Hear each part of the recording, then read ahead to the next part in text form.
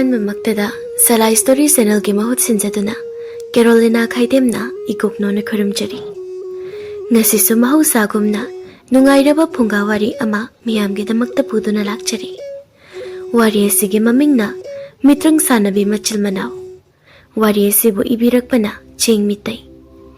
ꯍꯧꯖꯤꯛ ꯋꯥꯔꯤ ꯑꯁꯤ ꯍꯧꯖꯔꯛꯂꯒꯦ, ꯃꯌꯥꯝ ꯄꯨꯟꯅ ꯇꯥꯃꯤꯟꯅꯔꯁꯤ꯫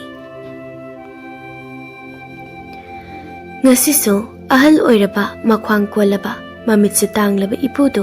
ꯆꯩꯁꯨ ꯑꯗꯨꯒ ꯃꯥꯒꯤ ꯂꯥꯏꯔꯤꯛ ꯃꯌꯥꯝ ꯑꯃ ꯌꯥꯎꯕ ꯈꯥꯎ ꯑꯃ ꯌꯥꯟꯗꯨꯅ ꯂꯝꯕꯤꯒꯤ ꯃꯇꯥꯏ ꯑꯃꯒꯤ ꯎꯈꯣꯡ ꯑꯃꯗ ꯑꯋꯥ ꯄꯣꯊꯥꯗꯨꯅ ꯂꯩꯔꯝꯃꯤ꯫ ꯐꯠꯇꯦꯗꯀꯣ ꯑꯩꯈꯣꯏ ꯃꯤꯑꯣꯏꯕꯁꯦ꯫ ꯃꯁꯥ ꯃꯁꯥꯒꯤꯗ ꯈꯟꯕ, ꯑꯣꯏꯖꯕ ꯊꯤꯕ, ꯃꯤꯒꯤ ꯃꯇꯦꯡ ꯄꯥꯡꯅꯤꯡꯗꯕ, ꯑꯇꯣꯟꯕ ꯑꯁꯣꯟꯕꯕꯨ ꯇꯨꯍꯠꯄꯤꯕ, ꯁꯤꯒꯨꯝꯕ ꯃꯤ ꯉꯥꯛꯇꯅ ꯂꯩꯕꯥꯛ ꯑꯁꯤ ꯄꯤꯛ ꯍꯦꯛ ꯊꯜꯂꯤꯗ꯫ ꯍꯣꯏ, ꯑꯐꯕ ꯃꯤ ꯂꯩꯇꯦ ꯍꯥꯏꯕꯗꯤ ꯌꯥꯔꯣꯏ, ꯂꯩ꯫ ꯑꯗꯨꯕꯨ ꯃꯤꯑꯣꯏ ꯂꯤꯁꯤꯡꯗ ꯑꯃ ꯑꯅꯤꯈꯛ ꯌꯥꯎꯕꯗꯨ ꯈꯛꯇꯅꯤ꯫ ꯇꯥꯟꯖꯥꯁꯤꯗ ꯆꯥꯛꯁꯨ ꯑꯣꯟꯊꯣꯛꯅ ꯂꯥꯝꯃꯛꯈ꯭ꯔꯦꯗ꯫ ꯑꯩꯕꯨ ꯌꯨꯝꯗ ꯆꯪꯗꯨꯅ ꯆꯥꯛ ꯑꯃꯨꯛ ꯅꯤꯔꯨꯈꯤꯗ꯭ꯔꯅꯦ? ꯑꯣꯟꯊꯣꯛꯅ ꯇꯟꯒꯗꯧꯔꯤꯗ꯫ ꯁꯤꯕꯁꯨ ꯌꯥꯗꯒꯨꯝ ꯇꯧ, ꯍꯤꯡꯕꯒꯤ ꯃꯇꯝꯁꯨ ꯂꯣꯏꯁꯤꯟꯈꯤꯒꯨꯝ ꯇꯧ꯫ ꯑꯣꯟꯊꯣꯛꯅ ꯋꯥꯔꯦꯗꯀꯣ꯫ ꯑꯩꯅ ꯃꯇꯝ ꯄꯨꯝꯕꯗ ꯑꯩꯒꯤ ꯏꯁꯥꯒ ꯂꯣꯏꯅꯗꯨꯅ ꯄꯨꯗꯨꯅ ꯆꯠꯂꯤꯕ ꯂꯩꯋꯥ ꯇꯤꯟꯋꯥ ꯃꯤꯇ꯭ꯔꯪ ꯃꯍꯩꯁꯤꯡꯒꯤ ꯂꯥꯏꯔꯤꯛꯁꯤꯡꯁꯦ ꯄꯥꯕ ꯉꯝꯕ, ꯈꯪꯕ ꯉꯝꯕ ꯃꯇꯤꯛ ꯆꯥꯕ ꯃꯤ ꯑꯃꯇꯪ ꯐꯪꯂꯕꯗꯤ ꯃꯤꯗꯨꯗ ꯁꯤꯟꯅꯔꯝꯂꯒ ꯑꯩ ꯇꯥꯏꯕꯪ ꯄꯥꯟꯁꯦ ꯊꯥꯗꯣꯛꯂꯝꯂꯒ ꯂꯥꯏꯔꯝꯂꯦꯟꯗ ꯇꯤꯟꯖꯔꯨꯔꯒꯦ ꯇꯧꯕꯅꯦꯕ꯫ ꯑꯗꯨꯕꯨ ꯃꯤꯇ꯭ꯔꯪꯒꯤ ꯂꯥꯏꯔꯤꯛꯁꯤꯡ ꯑꯁꯤꯒꯤ ꯃꯄꯨ ꯑꯣꯏꯕ ꯉꯝꯒꯗꯕ ꯃꯤ ꯑꯃꯠꯇ ꯍꯧꯖꯤꯛ ꯐꯥꯎꯕ ꯐꯪꯗ꯭ꯔꯤ꯫ ꯑꯗꯨꯅ ꯑꯩ ꯍꯧꯖꯤꯛ ꯐꯥꯎꯕ ꯁꯤꯕ ꯉꯝꯗꯅ ꯃꯥꯂꯦꯝꯒꯤ ꯃꯐꯝ ꯑꯃꯗꯒꯤ ꯃꯐꯝ ꯑꯃꯗ ꯀꯣꯏꯆꯠ ꯆꯠꯇꯨꯅ ꯂꯩꯔꯤꯕ ꯁꯤꯅꯤꯅꯦ꯫ ꯄꯨꯛ ꯑꯁꯤ ꯍꯥꯟꯅ ꯊꯟꯅꯅꯕ ꯀꯅꯥꯒꯤ ꯌꯨꯝꯗ ꯆꯪꯗꯨꯅ ꯆꯥꯛ ꯈꯤꯇ ꯅꯤꯔꯨꯈꯤꯒꯦꯗ꯫ ꯑꯩꯒꯤ ꯃꯤꯠꯁꯤꯅ ꯃꯍꯧꯁꯥ ꯎꯔꯝꯕ ꯑꯗꯨꯝꯅ ꯎꯕ ꯐꯪꯖꯔꯝꯂꯕꯗꯤ ꯉꯁꯤ ꯑꯩꯅ ꯋꯥꯔꯤꯕꯁꯦ ꯋꯥꯔꯝꯂꯣꯏꯗꯕꯅꯤ꯫ ꯃꯁꯤꯁꯨ ꯑꯩꯅ ꯃꯄꯨ ꯃꯥꯕꯨ ꯈꯪꯍꯟꯗꯅ ꯇꯨꯃꯤꯟꯅ ꯍꯨꯔꯥꯜꯂꯒ ꯃꯄꯨ ꯃꯥꯅ ꯍꯥꯏꯕ ꯏꯟꯗꯗ ꯀꯩ ꯃꯤꯇ꯭ꯔꯪꯒꯤ ꯃꯇꯤꯛ ꯃꯌꯥꯏ ꯂꯩꯈ꯭ꯔꯕ ꯂꯥꯏꯔꯤꯛ ꯑꯁꯤ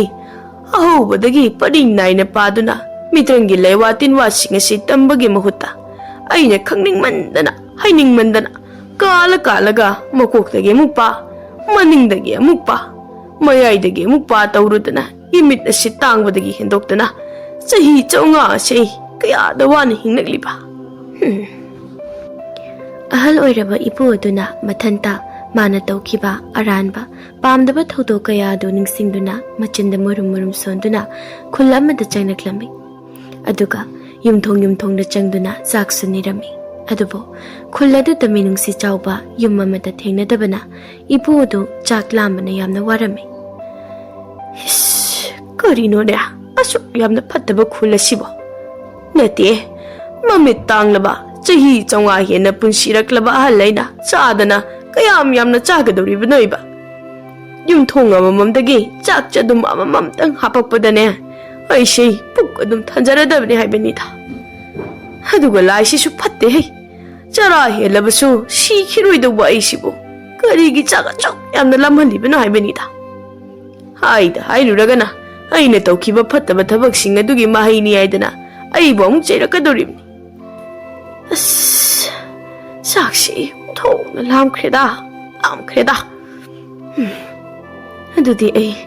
ꯈꯨꯜ ꯑꯃꯗ ꯑꯃꯨꯛ ꯆꯪꯗꯧꯔꯤꯕ꯭ꯔꯥꯅꯦ? ꯆꯪꯕ ꯇꯥꯕꯅꯤꯗ꯫ ꯃꯄꯨ ꯃꯥꯒꯤ ꯌꯥꯊꯪꯒꯤ ꯃꯇꯨꯡ ꯏꯟꯅ ꯃꯤꯇ꯭ꯔꯪꯒꯤ ꯂꯥꯏꯔꯤꯛ ꯑꯁꯤꯒꯤ ꯃꯄꯨ ꯑꯣꯏꯕ ꯉꯝꯒꯗꯕ ꯑꯐꯕ ꯃꯤꯁꯨ ꯊꯤꯒꯗꯕꯅꯤꯗꯣ꯫ ꯑꯗꯨꯕꯨ ꯑꯐꯕ ꯃꯤ ꯊꯤꯕꯁꯤꯗꯤ ꯑꯣꯟꯊꯣꯛꯅ ꯋꯥꯈ꯭ꯔꯦꯗ꯫ ꯐꯪꯂꯕꯁꯨ ꯂꯥꯏꯔꯤꯛꯁꯤꯡ ꯑꯁꯤꯒꯤ ꯃꯄꯨ ꯑꯣꯏꯕ ꯉꯝꯒꯗꯕ ꯃꯇꯤꯛ ꯃꯌꯥꯏ ꯂꯩꯕ ꯃꯤ ꯑꯃꯠꯇ ꯌꯥꯎꯗꯦ꯫ ꯐꯠꯇꯕ ꯃꯤꯗꯤ ꯁꯥꯈꯩ ꯂꯩ, ꯁꯣꯛꯇ꯭ꯔꯕꯁꯨ ꯑꯗꯨꯝ ꯈꯪꯉꯤ ꯐꯠꯇꯕ ꯃꯤꯅꯤ ꯍꯥꯏꯕ꯫ ꯏꯄꯨ ꯑꯗꯨ ꯆꯩꯁꯨ ꯑꯗꯨꯒ ꯑꯃꯨꯛ ꯃꯥꯗꯨꯅ ꯆꯠꯈꯤ꯫ ꯑꯁꯨꯝꯅ ꯆꯌꯣꯜ ꯈꯔꯒꯤ ꯃꯇꯨꯡꯗꯗꯤ ꯏꯄꯨ ꯑꯗꯨ ꯈꯨꯜ ꯑꯃꯗ ꯑꯃꯨꯛ ꯌꯧꯔꯛꯂꯝꯃꯤ꯫ ꯑꯗꯨꯒ ꯌꯨꯝꯊꯣꯡꯗ ꯆꯪꯗꯨꯅ ꯆꯥꯛ ꯅꯤꯕ ꯑꯃꯨꯛ ꯍꯧꯔꯛꯂꯝꯃꯤ꯫ ꯑꯗꯨꯕꯨ ꯈꯨꯜ ꯑꯁꯤꯗꯁꯨ ꯏꯄꯨꯕꯨ ꯅꯝꯊꯤ ꯃꯣꯠꯂꯤ ꯍꯥꯏꯗꯨꯅ ꯊꯤꯅ ꯆꯩ ꯉꯥꯡꯗꯨꯅ ꯇꯥꯟꯊꯣꯔꯛꯂꯝꯃꯤ꯫ ꯀꯔꯤꯅꯣꯅꯦ, ꯑꯩꯅ ꯉꯁꯤ ꯐꯥꯎꯕ ꯆꯠꯂꯛꯄ ꯑꯁꯤꯗ ꯃꯁꯤꯒꯤ ꯂꯩꯕꯥꯛ ꯑꯁꯤꯒꯤ 미시목 팠다가 미래라 뭐이고 해라다 뭐 시기 레바가 시대보 이기 라이리가 시기마 보이브 ngam가다바 미레바 하우나데다 Ipu aduna yam sauna khuladudagi khara hendukna lamhang amada chatlingai nupi macha ani kha kaptuna kanna chelaklame aduga ipuda thingzinduna punna tuminarame 하이 카나 까나기 람힌 마마차 마슈노냐 헐디 라이르다나 앙앙 파우부 해 팟데다고 나띠 로이라바 마미 땅바 누바 잉원다부 타워인 끼신실락라가 톰질락리베다부 까리기 노이바 노이냐 아이나 밑가 오람다나 마우샤기 아둠나 라이와 틴와싱도 까오람다바 톡라바디냐 노이 캉가다바니 해 노이 마시 캉다나 아이게 라이와 틴와 마하이 마얌도 마부 마나 로이네 해 까원키다고 하이다 하이르라가나 아이나 또기바 팟다바 싱에두기 마하이니다 액다 하이르까니 nupi yamana pupu ijan ibani bu amukta ngakpi pupu aikhoi ni yam pakhatna chelak paduda tasena pupu bu hodabani aikhoi ni bu amukta ngakpi pupu 노예니 디야 까리기 pakhatna chelak liba ha nupi macha mana ini tuna phugina tanara ini pupu nane tonadi karigi phugedana tanarakliba 노예니 ne soidana lalamgani aduna phugedana tanarakliba natro nupi macha mana amu lam hindi pupu ichega aigana chak charubagi phugina tanaraklini kori none hairisibo nate chak chababu phunabro noi mungdubo aduga namaga napaga na karai da chakhraba aikhoi ni ge ipaga imaga disikre hai ha adudi noi ani di kanaga leihoriba ini ton ga lehobani adu pupu ini ton na aikhoi ni sisijakrai na thina pui thabak su hali chak su pizade pisarasu ini ton gi arem chak pise hui gi arem su pise lemjadi ichilina chara dum hele pupu nupi macha ani tuna kaptuna mapuni nungsina ipuda wa kaya ama hairame nupi macha ani du gi wa tabada ipuso mathwayam na nungairamde aduna ipu gi matik mayai leiraba mitrang lairik singado machil manau da pirage haiduna khalami aduga ipuso thawai ga hakjang ga khaina duna lairam lenda chatkrage haina khalami nupi macha ni she aigi lairik singa sigi mapu oiba yagadra haibado ai shokduna yenglage isu ania pupudi mit ude aduna pupugi khud ani she paiduna amukta chingkhatpiyo nupi macha ani duna oi pupu ado pupu di misu udradi kamaina chatliba aduga chakti kamaina thongliba pupudi sesu sina mara ga chalibani ne aduga ne pupugi di yumsu leijade aduna chaksu thongde ne adudi pupu hogatke kanna chingkhalu ko yare isu ani siti mapangan yamna bukalidana adudi la pupu ne isu ani gi kokto amukta nusina nange ko aina chahi kaya changna thirakliba lairik singa sigi mapudo ngasidi phanglidana kai tawrage pupu kaino phanglibo aduga karigi kanna noklibo no pupu hai isu noi ani sei icham chamba asonba pangdaba mi amata natene adu ngaiko isu ani gi mingdi kari kawe thuna hairu de pupuda nupi macha mana aigina male magina nganbi kawe aduga aina machene pupu male amana nganbi adudi punsinaraga malem nganbi male masei nachil na nauna soidana ngalhangadabani amamba leiba yadi phattaba mi thamba yadi adudi hayu noi ani lairik iba paba haibra malemna abok na takpiringai dadi khara haibani abok sikrabadagi lairik amuk hana pakhidre ine to na lairik singda phunga mai hogotpagi loina mai cham oithokre nganbina amuk haire ichi ibani yumda changaro karai dono ma chakhrani pupu yumda changlurabadi ini to na ngasisu ichi ibani yam phurani ado pupu ichi ibani pupu gi tung inaraklage pupu gi jaisu oiduna pupu gi lambi taklage ngasidagi Malemna asengbani pupu ijan ibani ngasidagi pupu gi tung inaraklage pupu na chatpa mafamda chatke pupu laiba mafamda lairage ngasidagi ado pupu khawa mayalido kari kari yauge charanbaga yaubra yauradi pupu kita chajage ijan ibani chak amana yadreba pupu pupu na yaliba sidi chananaba natene pananaba lairik ni shuani nganbina pupu di mit ude hairaga lairik sing sidi kamaina padoiba pupu di lairik sing sei hana mit uringaida paba loikrene aduna hojikti ishuani da pupu na amuk pahandaurabani ne ha ado lao pupu gi khutsamu semdokpa yararoidaba haukraba punsigi lambi aduda tung hana amuk yenglen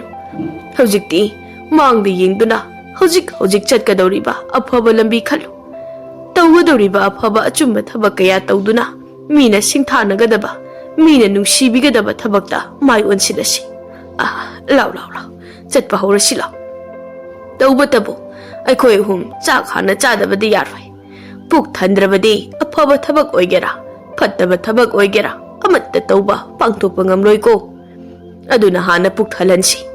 aduga ipusu isu anina aigi mitrang mahai lairik singsei paba tambiba loiraba matam adudu oina sirage lao chasi ipuna nupi machani dubu puduna chatkirami aduga khul amada amuk changduna yumda amuk changduna chananaba chak nizarami maduda pukchal chawba imung ama ani yaurambana ipuga nupi macha ani gado mabuk thana chak pizarakpada natana lambi da chananabani haiduna haira mayam amasu hapirai asumna numit asidagi ipuna nongmagi thungluba mafam da leiduna ipugi mitrangi lairik singa do puthokduna malem gangan bigada pahanduna mitrangi laiwa tinwa laison tinson kaya ama takpirami sahi kharagi matungdadi malem gangan bigado laisabi phabata natana mapung phana mitrang mahai hairabi laisabi amamam soirami aduna ipu sahojikti taibang pana se thadokduna lairam lenda chatlage haiduna khalami aduna nongmadi ipuna pupugi shuani law pupune aroibo oina wa ama anida isuda hairamge law malemna kari haidoinu pupu aduga pupuna roibo oina hairise pupubu karaida chatoino nganbina pupugi se nasu ni si hunjeklam laga tumina chenkrage kaina khali brajalo adu oiradi aikhodi yaroi ko pupu mit udraba solaba pupu na bo isu onu bu hundoklam laga karaida chendori banone pupu na chelabasu isu ani na irai laina dum thiba phangdorabani ne malemna adubudi pupu na malemgi mafam amada lotlabasu pupu na nasu ani da tambiba mahe sina irai laina thibada adum phangnida nganbina amo adubu pupu su ichamchamba pupu di nate mitang labasu chahi chawnga hena punsiduna malemgi mafam sinba thungna chatpa ngamba pupu niko isu ani na haidiba wasing ado achumba asingba ngaktani aduga ngasi pupu na haigadoriba wasing se isu ani na yamunna tagadabani ko malemga nganbigana oi pupu ado kari wano hayoba ngasi isu ani na hairiba mamal yamlaba matik mayai kallaba mapu mana afaba thabak singi damakta pibiriba mitrang mahai amadi laiwatin wa mayama sei afaba achumba khakta da sijinau ko masina migi mangadaba migi thamoi shokadaba thabak amata tawba yade ko noi anina mai singa sibu fataba lambi de hek sijinage khalakpa mikuptane pupugi punsida takiba awaba fataba mahai singa do isu ani desu tarakuni ko soidana ipugi wa do taraga malem gangan bigana ipugi wa induna afaba thabak khaktada mitrang mahai singa do sijinagani haiduna wasaklami aduga ipusu mikup adu maktada thawai thakirami ipuna sikraba matungda malem gangan bigado yamna kaplami ꯑꯗꯨꯕꯨ ꯏꯄꯨꯅ ꯆꯠꯈ꯭ꯔꯤꯕ ꯃꯐꯝ ꯑꯗꯨꯗꯤ ꯃꯆꯤꯜ ꯃꯅꯥꯎꯅ ꯐꯅ ꯃꯍꯩ ꯍꯩꯗꯨꯅꯁꯨ ꯆꯠꯄ ꯉꯝꯂꯔꯣꯏꯗꯕ ꯊꯤꯕ ꯐꯪꯂꯔꯣꯏꯗꯕ ꯃꯐꯝ ꯍꯥꯏꯕꯗꯨ ꯑꯣꯏꯕꯅ ꯏꯄꯨꯒꯤ ꯊꯋꯥꯏ ꯌꯥꯎꯗ꯭ꯔꯕ ꯍꯛꯆꯥꯡ ꯑꯗꯨꯕు ꯃꯊꯧ ꯃꯉꯝ ꯄꯥꯡꯊꯣꯛꯄꯤꯗꯨꯅ ꯆꯤꯡꯌꯥ ꯑꯃꯒꯤ ꯃꯈꯥꯗ ꯃꯤꯇ꯭ꯔꯪꯒꯤ ꯂꯥꯏꯔꯤꯛꯁꯤꯡ ꯑꯗꯨꯒ ꯄꯨꯟꯅ ꯐꯨꯝꯖꯤꯟꯕꯤꯔꯝꯃꯤ꯫ ꯑꯗꯨꯒ ꯏꯄꯨꯒꯤ ꯃꯣꯡꯐꯝ ꯃꯊꯛ ꯑꯗꯨꯗ ꯁꯅꯥꯒꯤ ꯈꯣꯡꯅꯥꯡ ꯄꯥꯝꯕꯤ ꯑꯃꯁꯨ ꯊꯥꯕꯤꯔꯝꯃꯤ꯫ ꯑꯁꯨꯝꯅ ꯆꯌꯣꯜ ꯈꯔꯒꯤ ꯃꯇꯨꯡ ꯃꯥꯂꯦꯝꯒ ꯉꯥꯟꯕꯤꯒꯗꯣ ꯑꯆꯝꯕ ꯃꯤꯑꯣꯏ ꯑꯃꯒꯨꯝꯅ ꯃꯤꯌꯥꯝ ꯃꯔꯛꯇ ꯊꯣꯛꯄ ꯄꯨꯟꯕ ꯍꯧꯔꯛꯂꯝꯃꯤ꯫ ꯑꯗꯨꯕꯨ ꯃꯥꯂꯦꯝꯗꯤ ꯑꯅꯝꯕ ꯃꯇꯝꯗ ꯃꯤꯇ꯭ꯔꯪ ꯃꯍꯩ ꯇꯧꯗꯨꯅ ꯊꯕꯛ ꯈꯨꯗꯤꯡꯃꯛ ꯀꯣꯝꯅ ꯇꯧꯔꯝꯃꯤ꯫ ꯑꯗꯨꯒ ꯉꯥꯟꯕꯤꯗꯤ ꯌꯥꯔꯤꯕ ꯃꯈꯩ ꯏꯆꯝ ꯆꯝꯕ ꯃꯤ ꯑꯃꯒꯨꯝꯅ ꯊꯕꯛ ꯇꯧꯅꯅꯕ ꯍꯣꯠꯅꯔꯝꯃꯤ꯫ ꯃꯥꯂꯦꯝꯅ, "ꯏꯆꯟ, ꯏꯕꯥꯅꯤꯒꯤꯁꯨ ꯏꯪꯈꯣꯜ ꯑꯃ ꯌꯨꯝ ꯑꯃ ꯃꯊꯧ ꯇꯥꯗ꯭ꯔꯣ? ꯁꯨꯃꯥꯏꯅ ꯃꯐꯝ ꯑꯃꯗꯒꯤ ꯃꯐꯝ ꯑꯃꯗ ꯀꯣꯏꯆꯠ ꯆꯠꯇꯨꯅ ꯂꯩꯁꯦ ꯍꯥꯏꯕ꯭ꯔꯣ?" "ꯏꯆꯦꯅ ꯍꯥꯏꯔꯤꯗꯣ ꯆꯨꯝꯃꯤ. ꯏꯕꯥꯅꯤꯒꯤꯁꯨ ꯏꯪꯈꯣꯜ ꯑꯃ ꯌꯨꯝ ꯑꯃ ꯂꯩꯔꯕꯗꯤ ꯌꯥꯝꯅ ꯅꯨꯡꯉꯥꯏꯅꯤ. ꯑꯗꯨ ꯑꯣꯏꯔꯕꯗꯤ ꯏꯆꯦ ꯏꯕꯥꯅꯤꯒꯤ ꯏꯪꯈꯣꯜꯗꯨꯗ ꯐꯖ ꯐꯖꯕ ꯍꯩ ꯂꯩ ꯊꯥꯕꯁꯨ ꯐꯪꯂꯅꯤ. ꯆꯥꯅꯅꯕ ꯌꯦꯟꯁꯥꯡ ꯅꯥꯄꯤ ꯊꯥꯗꯨꯅ ꯏꯪꯈꯣꯜ ꯀꯣꯏꯕꯁꯨ ꯐꯪꯂꯅꯤ. ꯑꯗꯨꯒ ꯇꯨꯝꯅꯅꯕ ꯐꯃꯨꯡ, ꯆꯥꯛ ꯊꯣꯡꯅꯕ ꯆꯥꯛꯁꯪ ꯏꯆꯦ, ꯌꯥꯝ ꯅꯨꯡꯉꯥꯏꯅꯤꯌꯦ." "ꯑꯗꯨꯅꯤ ꯏꯆꯦꯅ ꯍꯥꯏꯔꯤꯁꯤꯁꯨ. ꯀꯌꯥꯝꯗꯤ ꯀꯨꯏꯔꯦ ꯏꯆꯤꯜ ꯏꯅꯥꯎ ꯑꯅꯤꯅ ꯌꯨꯝꯗ ꯏꯁꯥꯒꯤ ꯌꯨꯝꯗ ꯂꯩꯔꯛꯇ꯭ꯔꯤꯕꯁꯦ, ꯏꯁꯥꯒꯤ ꯐꯃꯨꯡꯗ ꯅꯨꯡꯉꯥꯏꯅ ꯇꯨꯝꯂꯛꯇ꯭ꯔꯤꯕꯁꯦ." "ꯍꯣꯏ ꯏꯆꯦ, ꯑꯁꯨꯛ ꯌꯥꯝꯕ ꯆꯍꯤ ꯑꯁꯦ ꯎꯆꯦꯛ ꯋꯥꯌꯥ ꯁꯥ ꯀꯩꯒꯨꯝꯅ ꯎꯈꯥ ꯋꯥꯈꯥꯗ ꯈꯔ ꯇꯨꯝ, ꯆꯤꯡꯌꯥ ꯄꯥꯠꯇ ꯈꯔ ꯂꯩ, ꯃꯤꯒꯤ ꯌꯨꯝꯗ ꯆꯪꯗꯨꯅ ꯆꯥꯛ ꯈꯔꯅꯤ ꯐꯤ ꯈꯔ ꯅꯤꯗꯨꯅ ꯀꯌꯥꯗꯤ ꯋꯥꯅ ꯂꯩꯔꯛꯂꯤꯕꯅꯣ." ꯃꯥꯂꯦꯝꯅ, "ꯃꯗꯨꯗ ꯃꯤꯁꯤꯡꯁꯤꯅ ꯏꯆꯤꯜ ꯏꯅꯥꯎꯕꯨ, ꯄꯨꯄꯨꯕꯨ ꯀꯌꯥꯝ ꯊꯤꯅ ꯉꯥꯡꯕ ꯆꯩꯔꯛꯄꯗ ꯅꯠꯇꯅ ꯐꯨꯗꯨꯅ ꯇꯥꯜꯂꯛꯄꯁꯨ, ꯃꯥꯏꯗ ꯆꯥꯛ ꯂꯣꯛꯈꯥꯛ ꯍꯩꯖꯤꯜꯂꯛꯄ ꯃꯌꯥꯝ ꯑꯃ ꯌꯥꯎꯈ꯭ꯔꯤꯕꯅꯤ. ꯃꯗꯨꯗꯒꯤ ꯍꯦꯟꯗꯣꯛꯇꯅ ꯏꯆꯤꯜ ꯏꯅꯥꯎ ꯑꯅꯤꯕꯨ ꯑꯣꯛꯇꯕ ꯅꯨꯄꯥꯁꯤꯡꯅ ꯐꯠꯇꯕ ꯅꯥꯇꯩ ꯆꯥꯗꯕ ꯃꯤꯠꯌꯦꯡ ꯀꯌꯥ ꯑꯃ ꯌꯦꯡꯂꯛꯄ, ꯐꯥꯒꯦ ꯃꯥꯡꯍꯟꯒꯦ ꯍꯥꯏꯗꯨꯅ ꯇꯥꯟꯅꯔꯛꯄ ꯀꯌꯥꯁꯨꯅꯤ ꯌꯥꯎꯈ꯭ꯔꯤꯕꯗꯣ. ꯑꯗꯨꯒꯤ ꯍꯥꯏꯔꯗꯤꯅꯦ, ꯂꯩꯕꯥꯛ ꯑꯁꯤꯗ ꯂꯩꯔꯤꯕ ꯃꯤꯁꯤꯡꯁꯦ ꯑꯐꯕ ꯑꯆꯨꯝꯕ ꯄꯥꯝꯕ ꯃꯤꯅꯨꯡꯁꯤ ꯂꯩꯕ ꯃꯤ ꯑꯃꯠꯇ ꯂꯩꯇꯦ. ꯁꯤꯗꯕꯨ ꯏꯕꯥꯅꯤꯅ ꯐꯠꯇꯕ ꯃꯤꯁꯤꯡꯁꯤꯒꯤ ꯀꯔꯤ ꯑꯐꯕ ꯊꯕꯛꯅꯣ ꯇꯧꯗꯣꯏꯁꯦ? ꯃꯣꯏꯁꯤꯗꯤꯅꯦ ꯃꯍꯩ ꯇꯧꯔꯒ ꯍꯦꯛ ꯍꯥꯠꯄ." ꯉꯥꯟꯕꯤ ꯃꯆꯦꯒꯤ ꯋꯥꯗꯣ ꯇꯥꯕꯗ, "ꯑꯦ, ꯀꯩꯅꯣ ꯏꯆꯦ, ꯅꯪ ꯄꯨꯄꯨꯅ ꯍꯥꯏꯔꯝꯕꯗꯣ ꯀꯥꯎꯔꯕꯣ? ꯑꯗꯨꯒ ꯂꯩꯕꯥꯛ ꯑꯁꯤꯗ ꯐꯠꯇꯕ ꯃꯤꯅ ꯃꯁꯤꯡ ꯌꯥꯝꯅ ꯂꯩꯖꯔꯕꯁꯨ ꯑꯐꯕ ꯃꯤ ꯀꯌꯥ ꯑꯃꯁꯨ ꯊꯦꯡꯅꯔꯛꯂꯤꯕꯗꯨꯗꯤ. ꯑꯐꯕ ꯃꯤꯁꯤꯡꯗꯨꯅ ꯏꯆꯤꯜ ꯏꯅꯥꯎꯕꯨ ꯆꯔꯥ ꯍꯦꯜꯍꯜꯂꯛꯇꯦ, ꯏꯁꯥꯗ ꯐꯤ ꯑꯃꯠꯇ ꯀꯣꯝꯅ ꯂꯩꯍꯜꯂꯛꯇꯦ. ꯑꯗꯨꯒ ꯏꯆꯦ ꯑꯩꯈꯣꯏꯅꯤꯗꯤ ꯉꯥꯛꯄꯤꯕ ꯍꯩꯕ, ꯃꯤꯅꯨꯡꯁꯤ ꯂꯩꯕ ꯃꯤ ꯑꯃ ꯍꯥꯏꯕꯗꯣ ꯑꯣꯏꯒꯗꯧꯕꯅꯤ. ꯄꯨꯄꯨꯅ ꯏꯆꯦ ꯏꯕꯥꯅꯤꯗ ꯇꯥꯛꯄꯤꯔꯝꯕ, ꯄꯤꯕꯤꯔꯝꯂꯤꯕ ꯃꯍꯩꯁꯤꯡ ꯑꯁꯦ ꯏꯆꯝ ꯆꯝꯕ ꯃꯍꯩ ꯑꯃꯠꯇ ꯅꯠꯇꯤꯌꯦ. ꯑꯗꯨꯅ ꯂꯩꯔꯤꯕ ꯃꯌꯥꯝ ꯑꯁꯤꯒ ꯏꯆꯦ ꯏꯕꯥꯅꯤꯒ ꯈꯛ ꯃꯥꯟꯅꯕꯁꯨ ꯌꯥꯔꯣꯏꯌꯦ ꯏꯆꯦ." "ꯌꯥꯔꯦ, ꯅꯪꯅ ꯅꯆꯦ ꯑꯩꯉꯣꯟꯗ ꯏꯆꯦ ꯑꯃꯨꯛ ꯁꯥ ꯂꯩꯔꯦ. ꯑꯗꯣ ꯏꯆꯦ, ꯏꯄꯥ ꯏꯃꯥꯅ ꯅꯪ ꯑꯩꯒꯤ ꯊꯝꯕꯤꯔꯝꯕ ꯌꯨꯝꯗꯨꯗ ꯑꯃꯨꯛ ꯍꯟꯕꯗꯤ ꯀꯔꯤ ꯀꯥꯏꯒꯦ? ꯍꯧꯖꯤꯛꯇꯤ ꯏꯅꯦꯇꯣꯟꯁꯨ ꯃꯌꯨꯝ ꯃꯀꯩ ꯄꯥꯟꯗꯨꯅ ꯅꯨꯄꯥ ꯃꯌꯨꯝꯗ ꯂꯩꯔꯝꯃꯅꯤ." "ꯍꯣꯏ ꯏꯆꯦ. ꯑꯗꯣ ꯏꯆꯦ, ꯑꯩꯈꯣꯏꯒꯤ ꯌꯨꯝ ꯏꯪꯈꯣꯜꯗꯨꯕꯨ ꯏꯅꯦꯅ ꯏꯕꯥꯅꯤꯒꯤ ꯊꯝꯕꯤꯔꯝꯈꯤꯗ꯭ꯔꯅꯦ? ꯑꯩꯗꯤ ꯌꯣꯟꯊꯣꯛꯂꯝꯗꯧꯕ ꯃꯥꯜꯂꯦ." "ꯌꯣꯜꯂꯝꯕ ꯇꯥꯔꯕꯁꯨ ꯏꯕꯥꯅꯤꯅ ꯃꯃꯜ ꯄꯤꯗꯨꯅ ꯑꯃꯨꯛ ꯍꯟꯗꯣꯛꯄ ꯇꯥꯔꯦꯗꯅ. ꯑꯗꯨꯒ ꯏꯆꯤꯜ ꯏꯅꯥꯎ ꯏꯄꯥ ꯏꯃꯥꯅ ꯊꯝꯕꯤꯔꯝꯕ ꯌꯨꯝ ꯏꯪꯈꯣꯜ ꯑꯗꯨꯗ ꯌꯥꯝ ꯅꯨꯡꯁꯤꯕ ꯌꯨꯝ ꯑꯃ, ꯏꯪꯈꯣꯜ ꯑꯃ ꯁꯦꯝꯒꯠꯇꯨꯅ ꯅꯨꯡꯉꯥꯏꯅ ꯂꯩꯔꯨꯕ ꯌꯥꯔꯦꯗꯅ." "ꯍꯣꯏ ꯏꯆꯦ, ꯑꯗꯨꯗꯤ ꯆꯠꯂꯁꯤ ꯂꯥꯛꯑꯣ." "ꯉꯥꯏꯈꯣꯅꯦ, ꯀꯔꯤꯅꯣ? ꯏꯕꯥꯅꯤꯕꯨ ꯃꯍꯩ ꯑꯁꯨꯛ ꯌꯥꯝꯅ ꯍꯩꯔꯒ ꯏꯆꯝ ꯆꯝꯕ ꯃꯤꯗꯧꯅ ꯈꯣꯡꯅ ꯆꯠꯁꯦ ꯍꯥꯏꯔꯤꯕ꯭ꯔꯣ? ꯁꯦ, ꯑꯩꯅꯦ ꯁꯒꯣꯜ ꯑꯃ ꯁꯦꯝꯒꯦꯀꯣ, ꯑꯗꯨꯒ ꯁꯒꯣꯜ ꯇꯣꯡꯂꯒ ꯆꯠꯂꯁꯤ. ꯑꯗꯨꯗꯤ ꯃꯁꯤꯒꯤ ꯅꯨꯡꯖꯥꯎ ꯑꯁꯦ ꯁꯒꯣꯜ ꯍꯦꯛꯇ ꯑꯣꯜꯍꯜꯂꯒꯦ." ꯃꯥꯂꯦꯝꯅ ꯃꯅꯥꯛꯇ ꯂꯩꯔꯝꯕ ꯅꯨꯡ ꯈꯔ ꯆꯥꯎꯕ ꯑꯃꯕꯨ ꯃꯤꯔꯛ ꯅꯥꯔꯛ ꯌꯦꯡꯗꯨꯅ ꯐꯖꯔꯕ ꯁꯒꯣꯜ ꯑꯃ ꯑꯣꯜꯍꯜꯂꯝꯃꯤ꯫ "ꯁꯤ ꯑꯣꯏꯔꯗꯤ ꯅꯨꯡꯉꯥꯏꯅ ꯁꯒꯣꯜ ꯑꯁꯤ ꯇꯣꯡꯗꯨꯅ ꯌꯨꯝ ꯌꯧꯅꯅꯕ ꯆꯠꯄ ꯌꯥꯔꯦꯗꯅ." "ꯃꯥ, ꯅꯪꯗꯤ ꯀꯩꯗꯧꯔꯒꯦ ꯂꯦꯞꯇꯨꯅ ꯍꯧꯖꯤꯛ ꯐꯥꯎꯕ ꯂꯩꯔꯝꯂꯤꯕꯗꯨꯕꯣ? ꯅꯪꯒꯤꯁꯨ ꯁꯒꯣꯜ ꯑꯃ ꯁꯦꯝꯃꯨꯅꯦ ꯅꯪꯕꯣ. ꯄꯪꯉꯤꯗꯀꯣ ꯅꯪꯁꯤ. ꯉꯁꯤ ꯏꯆꯤꯜ ꯏꯅꯥꯎ ꯏꯕꯥꯅꯤꯅ ꯍꯩꯔꯤꯕ ꯃꯍꯩ ꯃꯤꯇ꯭ꯔꯪ ꯃꯌꯥꯝ ꯑꯁꯤꯕꯨ ꯀꯔꯤꯃꯠꯇ ꯁꯤꯖꯤꯟꯅꯗꯅ ꯂꯩꯗꯧ ꯑꯣꯏꯔꯗꯤꯅꯦ, ꯇꯝꯂꯨꯕꯒꯤ ꯍꯩꯔꯨꯕꯒꯤ ꯀꯔꯤ ꯀꯥꯟꯅꯔꯤꯒꯦ? ꯑꯗꯨꯒ ꯃꯁꯤꯅ ꯃꯤꯒꯤ ꯐꯠꯇꯅꯕ, ꯃꯤꯉꯣꯟꯗ ꯑꯋꯥꯕ ꯄꯤꯕꯁꯨ ꯅꯠꯇꯦꯗꯅ. ꯁꯤꯗꯤ ꯏꯕꯥꯅꯤꯒꯤ ꯅꯨꯡꯉꯥꯏꯖꯅꯕ, ꯀꯣꯝꯖꯅꯕ ꯇꯧꯕ ꯊꯕꯛꯅꯤ." "ꯍꯣꯏ ꯏꯆꯦ." ꯉꯥꯟꯕꯤꯁꯨ ꯃꯍꯩ ꯇꯧꯗꯨꯅ ꯐꯖꯔꯕ ꯁꯒꯣꯜ ꯑꯃ ꯁꯦꯝꯂꯝꯃꯤ꯫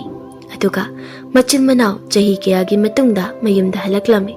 ꯃꯆꯤꯟ ꯃꯅꯥꯎꯅ ꯃꯌꯨꯝꯗ ꯍꯜꯂꯛꯄ ꯃꯇꯝꯗ ꯈꯨꯜꯒꯤ ꯃꯤꯁꯤꯡꯅ ꯃꯆꯤꯟ ꯃꯅꯥꯎꯒꯤ ꯐꯖꯔꯕ ꯃꯁꯛ ꯑꯗꯨ ꯎꯕꯗ ꯆꯦꯟꯊꯣꯛ ꯆꯦꯟꯊꯣꯛꯅꯗꯨꯅ ꯌꯦꯡꯅꯔꯝꯃꯤ꯫ ꯑꯗꯨꯒ ꯌꯨꯝꯒꯤ ꯊꯣꯡꯒꯥꯜ ꯌꯧꯔꯛꯄ ꯃꯇꯝꯗꯗꯤ ꯊꯣꯡꯒꯥꯜꯒꯗꯣ ꯅꯥꯄꯤꯅ ꯏꯁꯣꯡ ꯁꯣꯡꯂꯗꯅ ꯏꯪꯈꯣꯜꯒꯗꯨꯁꯨ ꯄꯨꯝꯁꯣꯡ ꯁꯣꯡꯈꯩ ꯂꯩꯔꯝꯃꯤ ꯑꯗꯨꯒ ꯃꯌꯨꯝꯗꯨꯁꯨ ꯏꯃꯝꯃꯝꯈꯩ ꯐꯛꯂꯥꯡꯒ ꯏꯍꯣ ꯍꯣꯔꯗꯅ ꯐꯤꯕꯝ ꯁꯣꯛꯅ ꯂꯩꯔꯝꯃꯤ ꯃꯗꯨ ꯎꯕꯗ ꯃꯥꯂꯦꯝꯒ ꯉꯥꯟꯕꯤꯒꯗꯣ ꯃꯃꯤꯠꯇꯒꯤ ꯃꯄꯤ ꯇꯥꯗꯨꯅ ꯀꯞꯂꯝꯃꯤ ꯃꯣꯏ ꯑꯅꯤꯒꯤ ꯃꯇꯧ ꯑꯗꯨꯗ ꯃꯈꯨꯔꯥ ꯃꯗꯣꯝꯆꯥ ꯍꯣꯏꯁꯨ ꯂꯥꯛꯇꯨꯅ ꯃꯥꯂꯦꯝꯒ ꯉꯥꯟꯕꯤꯒꯗ ꯏꯉꯛꯉꯛꯅ ꯌꯦꯡꯗꯨꯅ ꯂꯩꯔꯝꯃꯤ ꯑꯗꯨꯒ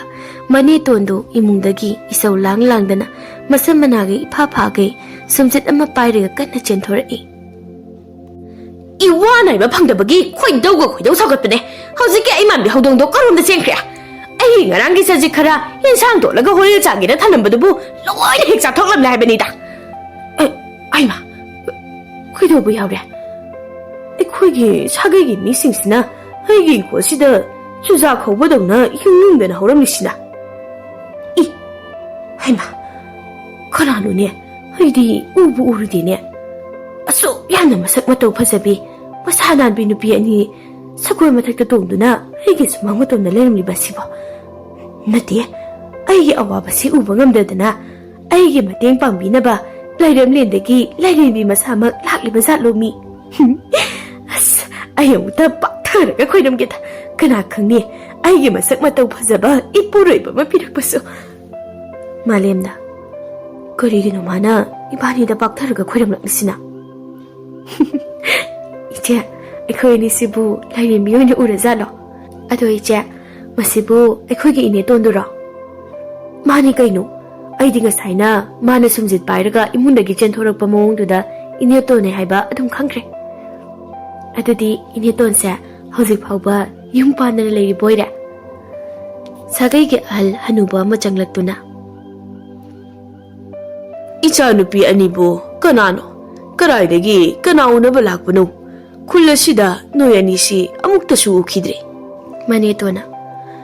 ꯀꯩꯅꯣ ꯄꯥꯖꯤꯍꯜꯅ ꯂꯥꯏꯁꯤꯗꯕꯨ ꯀꯔꯥꯏꯗꯒꯤ ꯂꯥꯛꯄꯅꯣꯗꯅ ꯍꯪꯂꯤꯕꯗꯨꯕꯣ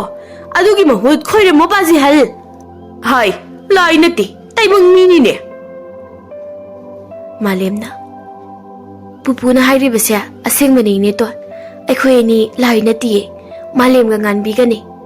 ꯀꯥꯎꯔꯕ꯭ꯔꯣ ꯑꯩꯈꯣꯏ ꯑꯅꯤꯕꯨ ꯏꯅꯦꯇꯣꯟ ꯃꯅꯦꯇꯣꯟꯗꯣ ꯌꯥꯝ ꯁꯥꯎꯅ ꯐꯨꯛ ꯍꯧꯒꯠꯇꯨꯅ ꯀꯔꯤꯕ ꯃꯥꯂꯦꯝꯒ ꯉꯥꯟꯕꯤꯒꯅꯦꯕ ꯍꯥꯏꯕꯗꯤ ꯀꯅꯥꯒꯤ ꯃꯥꯂꯦꯝ ꯀꯅꯥꯒꯤ ꯉꯥꯟꯕꯤ ꯍꯥ ꯑꯍꯜꯗꯨꯅ ꯑꯗꯨꯗꯤ ꯅꯣꯏ ꯑꯅꯤꯕꯨ ꯑꯩꯈꯣꯏꯒꯤ ꯃꯐꯝ ꯈꯪꯗꯅ ꯃꯥꯡꯈ꯭ꯔꯕꯤ ꯏꯁꯨ ꯃꯥꯂꯦꯝꯒ ꯉꯥꯟꯕꯤꯒꯔꯅꯦ ꯑꯩꯈꯣꯏꯗꯤ ꯅꯣꯏ ꯑꯅꯤꯁꯦ ꯅꯅꯦꯇꯣꯟꯅ ꯇꯨꯃꯤꯟꯅ ꯌꯣꯟꯊꯣꯛꯈ꯭ꯔꯕ꯭ꯔꯥꯗꯅ ꯈꯜꯂꯨꯔꯕꯅꯤꯅꯦ ꯃꯅꯦꯇꯣꯟꯅ ꯑꯩꯅ ꯍꯥꯏꯗ꯭ꯔꯥ ꯑꯩꯅ ꯌꯣꯟꯗꯦꯅ ꯑꯗꯨꯒ ꯅꯣꯏ ꯑꯅꯤꯒꯤ ꯍꯥꯛꯇꯛꯇ ꯑꯩꯁꯦ ꯃꯤ ꯑꯃꯠꯇꯅ ꯅꯨꯡꯁꯤꯕꯤꯗꯗꯅ ꯌꯨꯝ ꯄꯥꯟꯕꯒ ꯈꯪꯗ꯭ꯔꯕꯅꯦ ꯈꯪꯉꯕ꯭ꯔꯥ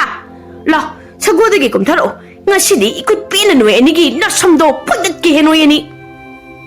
ꯑꯍꯜꯗꯨꯅ ꯍꯥꯏ ꯉꯥꯏꯈꯣ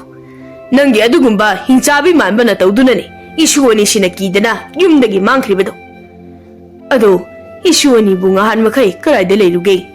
ꯑꯗꯨꯒ ꯉꯁꯤꯗ ꯌꯨꯝ ꯑꯁꯤꯗ ꯑꯃꯨꯛ ꯍꯜꯂꯛꯂꯤꯕꯁꯤꯕꯨ ꯀꯔꯤꯒꯤꯅꯣ ꯍꯥ ꯃꯗꯨꯒꯤ ꯃꯔꯝꯗꯣ ꯃꯔꯤꯛ ꯆꯨꯝꯅ ꯇꯝꯃꯨ ꯑꯁꯨꯛ ꯀꯨꯏꯕ ꯆꯍꯤꯁꯦ ꯃꯥꯡꯈꯩ ꯃꯥꯡꯉꯨꯔꯒ ꯉꯁꯤ ꯑꯃꯨꯛ ꯌꯨꯝꯗ ꯍꯜꯂꯛꯂꯤꯕꯁꯦ ꯑꯇꯩꯒꯤ ꯅꯠꯇꯦ ꯌꯨꯝ ꯏꯪꯈꯣꯜꯁꯦ ꯄꯥꯝꯕꯒꯤ ꯑꯣꯏꯔꯝꯒꯅꯤ ꯑꯗꯨꯕꯨ ꯄꯤꯁꯨ ꯁꯨꯛꯄꯤ ꯍꯦꯛ ꯄꯤꯔꯣꯏꯗꯕꯗ ꯄꯨꯄꯨ ꯏꯆꯟꯒ ꯑꯩꯒꯅ ꯌꯨꯝ ꯊꯥꯗꯣꯛꯂꯒ ꯆꯦꯟꯈꯤꯕꯗꯣ ꯏꯅꯦꯇꯣꯟꯅ ꯊꯤꯅ ꯐꯨꯕ ꯆꯥꯛ ꯄꯤꯖꯗꯕ ꯃꯤꯅꯥꯏꯒꯨꯝꯅ ꯊꯕꯛ ꯁꯨꯍꯟꯕ ꯃꯌꯥꯝꯗꯨꯗ ꯈꯥꯡꯕ ꯉꯝꯗ꯭ꯔꯗꯨꯅ ꯏꯄꯥꯒꯤ ꯅꯨꯡꯁꯤꯔꯕ ꯌꯨꯝ ꯏꯪꯈꯣꯜꯁꯦ ꯊꯥꯗꯣꯛꯇꯨꯅ ꯆꯦꯟꯈꯤꯕꯅꯤ ꯑꯗꯨꯕꯨ ꯅꯨꯃꯤꯠ ꯑꯗꯨꯗ ꯃꯕꯨꯛꯆꯦꯜ ꯆꯥꯎꯕ ꯃꯤꯅꯨꯡꯁꯤ ꯂꯩꯕ ꯏꯄꯨ ꯑꯃ ꯊꯦꯡꯅꯕꯗꯒꯤ ꯏꯆꯟꯒ ꯑꯩꯒꯁꯦ ꯃꯁꯨꯗ ꯃꯁꯨ ꯑꯃꯒꯨꯝꯅ ꯀꯣꯏꯁꯦꯟ ꯁꯦꯟꯅꯕꯤꯕꯇ ꯅꯠꯇꯅ ꯃꯍꯩ ꯃꯁꯤꯡ ꯀꯌా ꯑꯃꯁꯨ ꯇꯝꯕꯤꯈꯤ ꯑꯗꯨꯕꯨ ꯉꯁꯤꯗꯤ ꯏꯄꯨꯁꯨ ꯏꯆꯤꯜ ꯏꯅꯥꯎ ꯑꯩꯈꯣꯏ ꯑꯅꯤꯕꯨ ꯍꯨꯟꯖꯦꯛꯄꯤꯔꯝꯂꯒ ꯂꯩꯔꯝꯂꯦꯟꯗ ꯆꯠꯈ꯭ꯔꯦ ꯑꯗꯨꯅ ꯄꯨꯄꯨ ꯏꯆꯟ ꯏꯕꯥꯅꯤ ꯏꯄꯥꯒꯤ ꯌꯨꯝ ꯑꯁꯤꯗ ꯑꯃꯨꯛ ꯍꯜꯂꯛꯂꯤꯕꯅꯤ ꯃꯅꯦꯇꯣꯟꯗꯣ ꯌꯥꯝ ꯁꯥꯎꯅ ꯍꯥꯏ ꯆꯤꯟꯊꯤꯕꯤ ꯂꯝꯖꯥ ꯁꯥꯔꯥ ꯅꯣꯏ ꯑꯅꯤꯅ ꯅꯆꯤꯟ ꯑꯗꯨꯛ ꯌꯥꯝꯅ ꯊꯤꯔꯤꯕꯗꯣ ꯀꯔꯤꯒꯤꯅꯣ ꯍꯥ ꯑꯗꯨꯒ ꯅꯣꯏ ꯅꯄꯥꯒꯤ ꯌꯨꯝ ꯏꯪꯈꯣꯜꯂꯣ ꯍꯥ ꯃꯁꯦ ꯑꯩꯒꯤ ꯌꯨꯝ ꯏꯪꯈꯣꯜꯅꯤꯅꯦ ꯏꯄꯥꯅ ꯊꯝꯕꯤꯔꯝꯃꯒ ꯀꯥꯏꯗꯅ ꯆꯠꯂꯣ ꯌꯨꯝꯁꯤꯗ ꯂꯩꯕ ꯁꯨꯡꯌꯥ ꯌꯥꯔꯣꯏ ꯍꯥꯏꯔꯤꯕꯁꯤꯅꯤ ꯆꯠꯄꯤꯈ꯭ꯔꯣ ꯃꯁꯛ ꯈꯨꯐꯖꯁꯤꯒ ꯃꯣꯏ ꯑꯅꯤꯅ ꯌꯨꯝꯁꯤꯗ ꯑꯃꯨꯛ ꯂꯩꯁꯤꯜꯂꯗꯤ ꯑꯩꯗꯤ ꯃꯤ ꯑꯃꯠꯇꯅ ꯌꯦꯡꯕꯤꯔꯛꯄꯗꯤ ꯂꯥꯏꯔꯗꯅ ꯍꯨꯏ ꯍꯧꯗꯣꯡꯅ ꯐꯥꯎꯕ ꯑꯩꯁꯦ ꯌꯦꯡꯕꯤꯔꯛꯑꯔꯣꯏꯕ ꯃꯥꯂꯦꯝꯗꯣ ꯌꯥꯝꯅ ꯁꯥꯎꯔꯛꯇꯨꯅ ngasi ini ton gane yong olan da ne masi ngan bina iche asabu da muta pathago madu to buya bana ti iche ngan bina machi ga sabu do pathabi duna sagai ge halaman makura madom ja hoida phajana haijaman bedaki hanuba ahaladuna mane ton bu thimjin biduna malim ga ngan bi ga do yumda lai helami asumna nong nini di sagai ge khulgi mamangda mane ton do phana sauning labasu tuminna lairami adubu chayolamagi matungdadi mane ton do magi hanagi matawodo tawwa huraklami maduda malimdi hanadagi mane ton bu laman khumningbagi sauduna leibanina malimna mane ton da ine to yariba makai yumasi dai khoi nungsi sanana leibinasi masida yadaduna lamsum helek lebidine ine ton nangasi aigi khute yong amba tare kariba aibu yongoni haiba hera adu wiradi nachinna naw aigi yumasi leiba yaroi sungya yaroi hari busini natradine nachinna naw handati yumasi thadolaga chenba kananoi aina hu pizaraga hapana hani khangu mi usitaba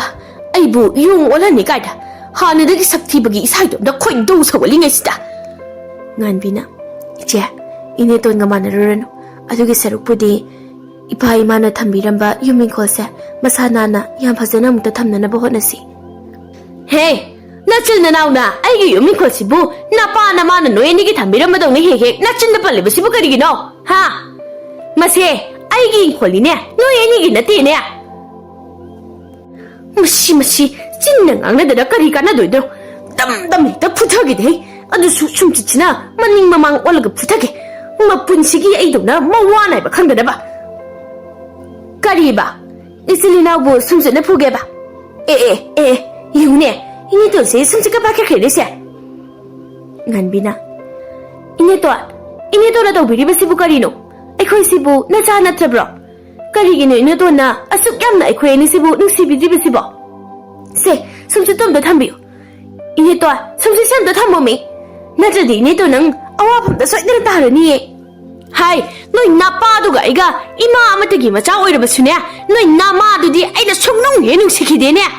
aduga noi enisu nama da no he ta wini be ma aduna ina sungnong he nu side aduga kari haiba aibu awa pham da tarani haiba ha ha no kem no thopi ge ne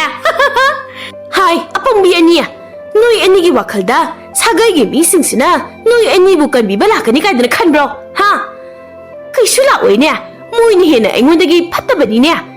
sagai asida yamna phaba mi haragadi ne napa ga namaga khaktani phamandana nganna sikredana phattabai khoi khaktani hauji sagai asida hingori basi aduna noi eni su nama napa do na phabani na yumasida kuina leibe yaru hari basini haima yuni he mami singse aingondaga khana ka yingche sarine sia adudi nami to khot khothop ki de malemna ine to ngasidi nangni na musure dana adudi ine to nang yung oloko ine to nang di yung olasu hana gi sak pham duga ya bi ke puke naramdre ne namaya ma pa ma du khakdani ni ke dari bai ba ima maya ka chiki ka tanaga khongraga su tawine adusu subsichimaga ichia nanga toy tu bugaino mina uki khankrabadi ichi bani gi maramda apaba wakhala mata khanare roye kaino be ichi adudi nanga pabri bisina karino ine tora tawri kai ibani nga sisu sum yengdona leire se haibro yengdona di leiro adubu simakte su pamdi ichi adudi nanga phani habada tawro aduga ne ine tonse tumina mafam amadadi lehelo natrabadi yong nataba makhal makha kayagi tinkang olalakpasu yai malemno sauraga mapana thokibaga nganbina mane tondo yongdagi hanagumna taibangmi amuk olhalami aduga mane tondo nganbina phamungda tumina jangduna tumlunabasu hairami machil manawna tawriba matawoduda mane tondo karino khangdana ipa pakhatna phamungda tumina jangduna tumkhirami numit asidagi mane tona isau langba khatnaba horakba khudingi yen amuk olhan hui amuk olhan hodong amuk olhan uchi amuk olhan tawduna laknarami aduga nganbina taibangmi amuk olhanduna mane tonbo machedagi kanbirami tha kharagi matungdagi di mane tondo isau langkhidri khatnabasu haukhidri Malimga nganbigana haiba wata induna maram mokpa angang macha amagumna leikirami. Aduga Malimga nganbigana mama mapana thambiraba yummin kholadubu hai lei mayamna yamna phajakraba leikol amagumna semgatlami. Aduga yumsu yamna phajakraba ama semgatuna machil manau yamna nungaina leirami. Adubu machil manawna atenma matam kharada yam thajadana tawrakliba mayam adu ubada khulgi mi singdi ingangaknarami.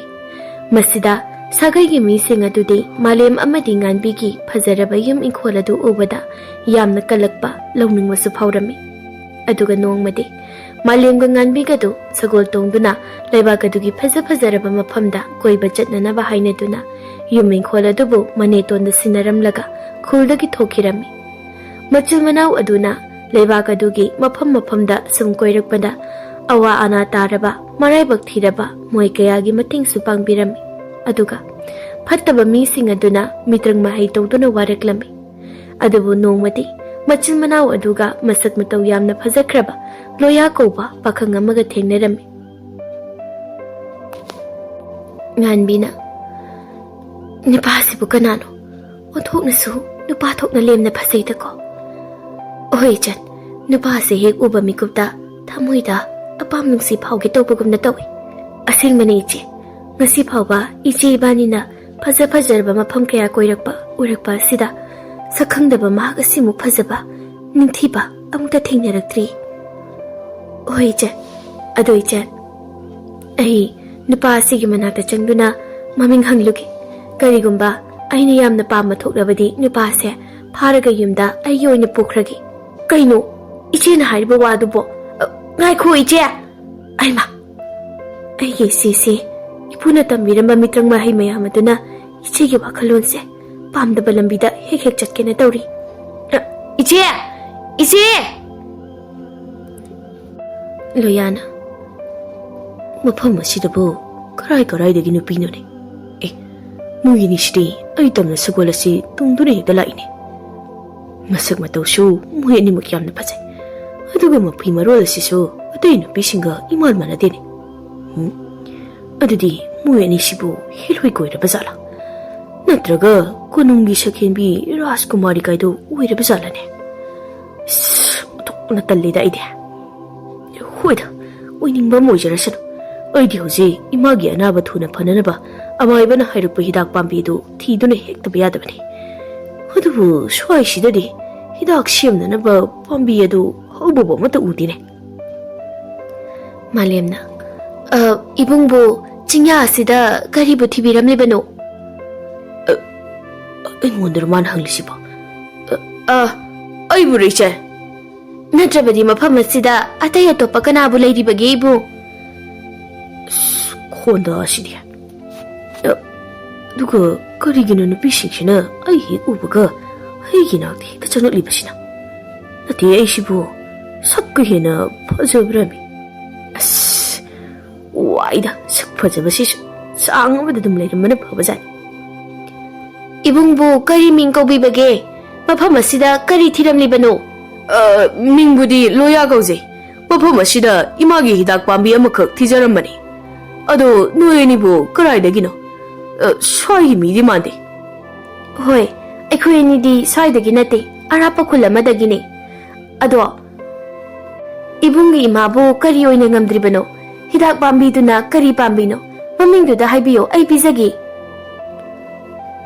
Kari haina haigadabano aigi imado layong khangdaba anaba amana naduna chahi ama helakli huguk kangkhatpa ngamdana naduna leriklibasi. Duga ina thidebi hidak pambi asina nomagi khara suraga mahi pithaklabadi aigi imado naba pharakpa yainara amaibana hairambadagi aina hek hidak pambido thiraga imabu pithakpani. Adubu ngasidi hidak pambido phangre aini hekmandana mayol chongma ngamdrabara su khangde. Ado noyanibu mafam asidadi kaidoba lakpano. Nasakna tawsu phajai matamnaga matam phatabane mi phatabana pharga sathok sakhini ko. Malemga nganbigado loyagi wadada noi asimna phagi wari sanaduna loyaga malemga nganbiga moi ahumdo sakhang maikhang narami. Adubu sum wari sanarakpana loyado Malemdagi nganbi ni hena warisana ba nungaiba apamba ma loya na nganbi da phawrami aduga moi ahum loya gi kholta na so lakminarami Noi ni di na thona bu yam na phaine hojiki matam da lebak sin thuna lam koi ba bi che nu pa phaw ba khudong cha dar ba matam ni aduga na chin na noi ni di nu pi shoi ba che ishu na ri bi adugi mathak da na sak na to su yam na phajari ba nate noi ni bo lambi da phataba mi ga amata thina rak tro phataba mi di to khro ai khoi le ba ga sigi ning thong na ka thina khra ba di noi ni di phar ga konung na pu khra dam ni nganbi na karigino dudi ibo Noi ni khoi le ba ki ining thogi maram da kari mata khangdri bro Leiba ga sida nupi masak phajaba uba ya da ba nupi da khwai da gi chopa nu pa se khoi gi ning thong ni ning thong la e tar di khul gi nupi le sabi masa sing se mama mapa mabung mapa sing na kum tor ga leinung da lo san ri ba ni Malemna adudi khoi gi ning thok se warak pa ma thau tare ni Ning thau bu ka na warak pi ba ngam tori ba no Ining thau da mit han ka na phaw ba yeng ba ki na ri ba kan si da Adongan bia nang di wa ka ya ngang de khara ngang da udana nang nang bu wa se ai di ta ba yam nungai Malem sauningna ai na ngang ba wa di ta ba nungai tabra hai si boy bo nungai da noi ni ma ado ai gi thongal yori noi ni bu ai gi aman ba lai ra ba yum si da photha ba nungai do ri bro lao heta sang lo Malemna aseng bagi su ibungi yumse yam malli tek tori phajaba ma sem da ba yar roi tho ni ka jare da hoi ama hai tare nganbina photha bagi maphambo aman ba ahan ba hai ba mamuk lebra ni ibo photha pham changja pham ma leiri base sina penjari aduga ibungomba thamoi sengba mabuk chel chawba ama leirabadi mafam khuding pothapam ngakani ibu isang bigi wai sidi thamoi se thuk launa pali he ibung se yam chami yam nasu wari sana banungai Malem khambal chawraduna icha nang sagolani sa thongal dam ta punsalam ai ibungi magi anabado ibunga amte yenglugi ibu Ibagi manakta sangsi Nganbi na hoi je Nganbi machi gi sagola duga magi sagola duga loya gi thongal da punsilami aduga nganbi su machi gi manakta mukchang naklami nganbi na imung yorakpada loya gi imado naba pungpha phaduna loya ga yam harauna noktuna leirami madu ubada nganbi su yamna harau jerami Malemna ima ngasidagi di ima gi hakchang da anaba habase Sungai le da bani Loyagi mamana Adu boydi parani da ko Ado ijabu amai biro nasak na taw na phajariba aduga mana kanano nangalak mina bro Ima mana aigi hek pok mina bai inaw na pini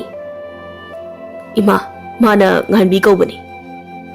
Hoy ma aina nganbi kawe ichi gaiga lamkoi belak pada ibung loyaga thengna jabani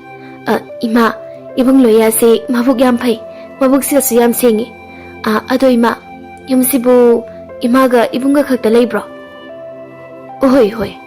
isa nupi nabunga egetani wahai se hairam laga mamadu mapi irache na kaplai ma kapkanu si kaidawrage ba ishalani na nong phadok lakpa sida mathwa yamu nungai khra adongan bi akhoi da lakpa di kari chane yare deibu kari bo chadoino Aidi ibunga imaga thengna jaduna mikup khara awanungai wari saduna pothajaba phangjaba sina penjari Malemna Adabu imagi anaba phan basidi aina niko Hoi aigi mana matam sangna na aduna yamna wada lejarakpada ngasidi isan Malemna phan biri masina ngasidi aingonda isan gi lamman ma tonsinjarabani ayeng matang chaba mada isan Malem gi lamman se singbangam boijage ko Adudi kaunadabi ibung aduga haikiba wasu ngaknabi ado ima numi kharani di imagi yumda nachai khuyeni bu leiba yagadro yaradi yamna harauzani bo akhoi da leigadaba ꯀꯔꯤ ꯇꯧꯔꯒꯦ ꯏꯃꯥꯒꯤ ꯂꯣꯌꯥ ꯅꯪꯅ ꯑꯗꯨꯛ ꯌꯥꯝꯅ ꯄꯥꯈꯠꯂꯤꯕꯗꯨꯕꯣ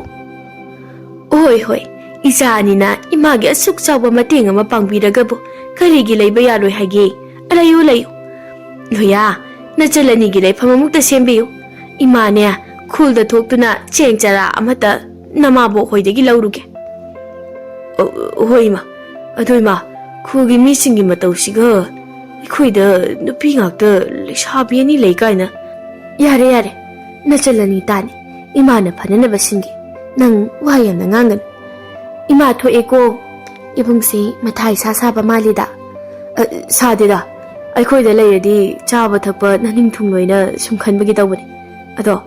ꯅꯣꯏ ꯑꯅꯤꯅ ꯂꯩꯗꯣꯏ ꯀꯥꯁꯦ ꯈꯔꯗꯤ ꯄꯤꯛꯑꯦ ꯈꯔꯁꯨ ꯃꯣꯠꯂꯦ ꯑꯗꯨꯅꯤ ꯃꯥꯂꯦꯝꯅ ꯑꯗꯨꯒꯤꯗꯤ ꯀꯔꯤꯝꯇ ꯈꯜꯂꯨꯔꯅꯨ ꯏꯕꯨꯡ ꯅꯆꯟ ꯃꯥꯂꯦꯝꯅ ꯐꯅꯅꯕ ꯂꯣꯏꯅ ꯇꯧꯔꯒꯦ ꯅꯨꯃꯤꯠ ꯑꯁꯤꯗꯒꯤ ꯃꯥꯂꯦꯝꯅ ꯂꯣꯌꯥꯕꯨ ꯄꯥꯝꯃꯟꯕꯗꯒꯤ ꯂꯣꯌꯥꯒꯤ ꯌꯨꯝꯗ ꯃꯇꯝ ꯈꯔ ꯂꯩꯔꯝꯃꯤ ꯑꯗꯨꯒ ꯃꯥꯂꯦꯝꯅ ꯂꯣꯌꯥꯒꯤ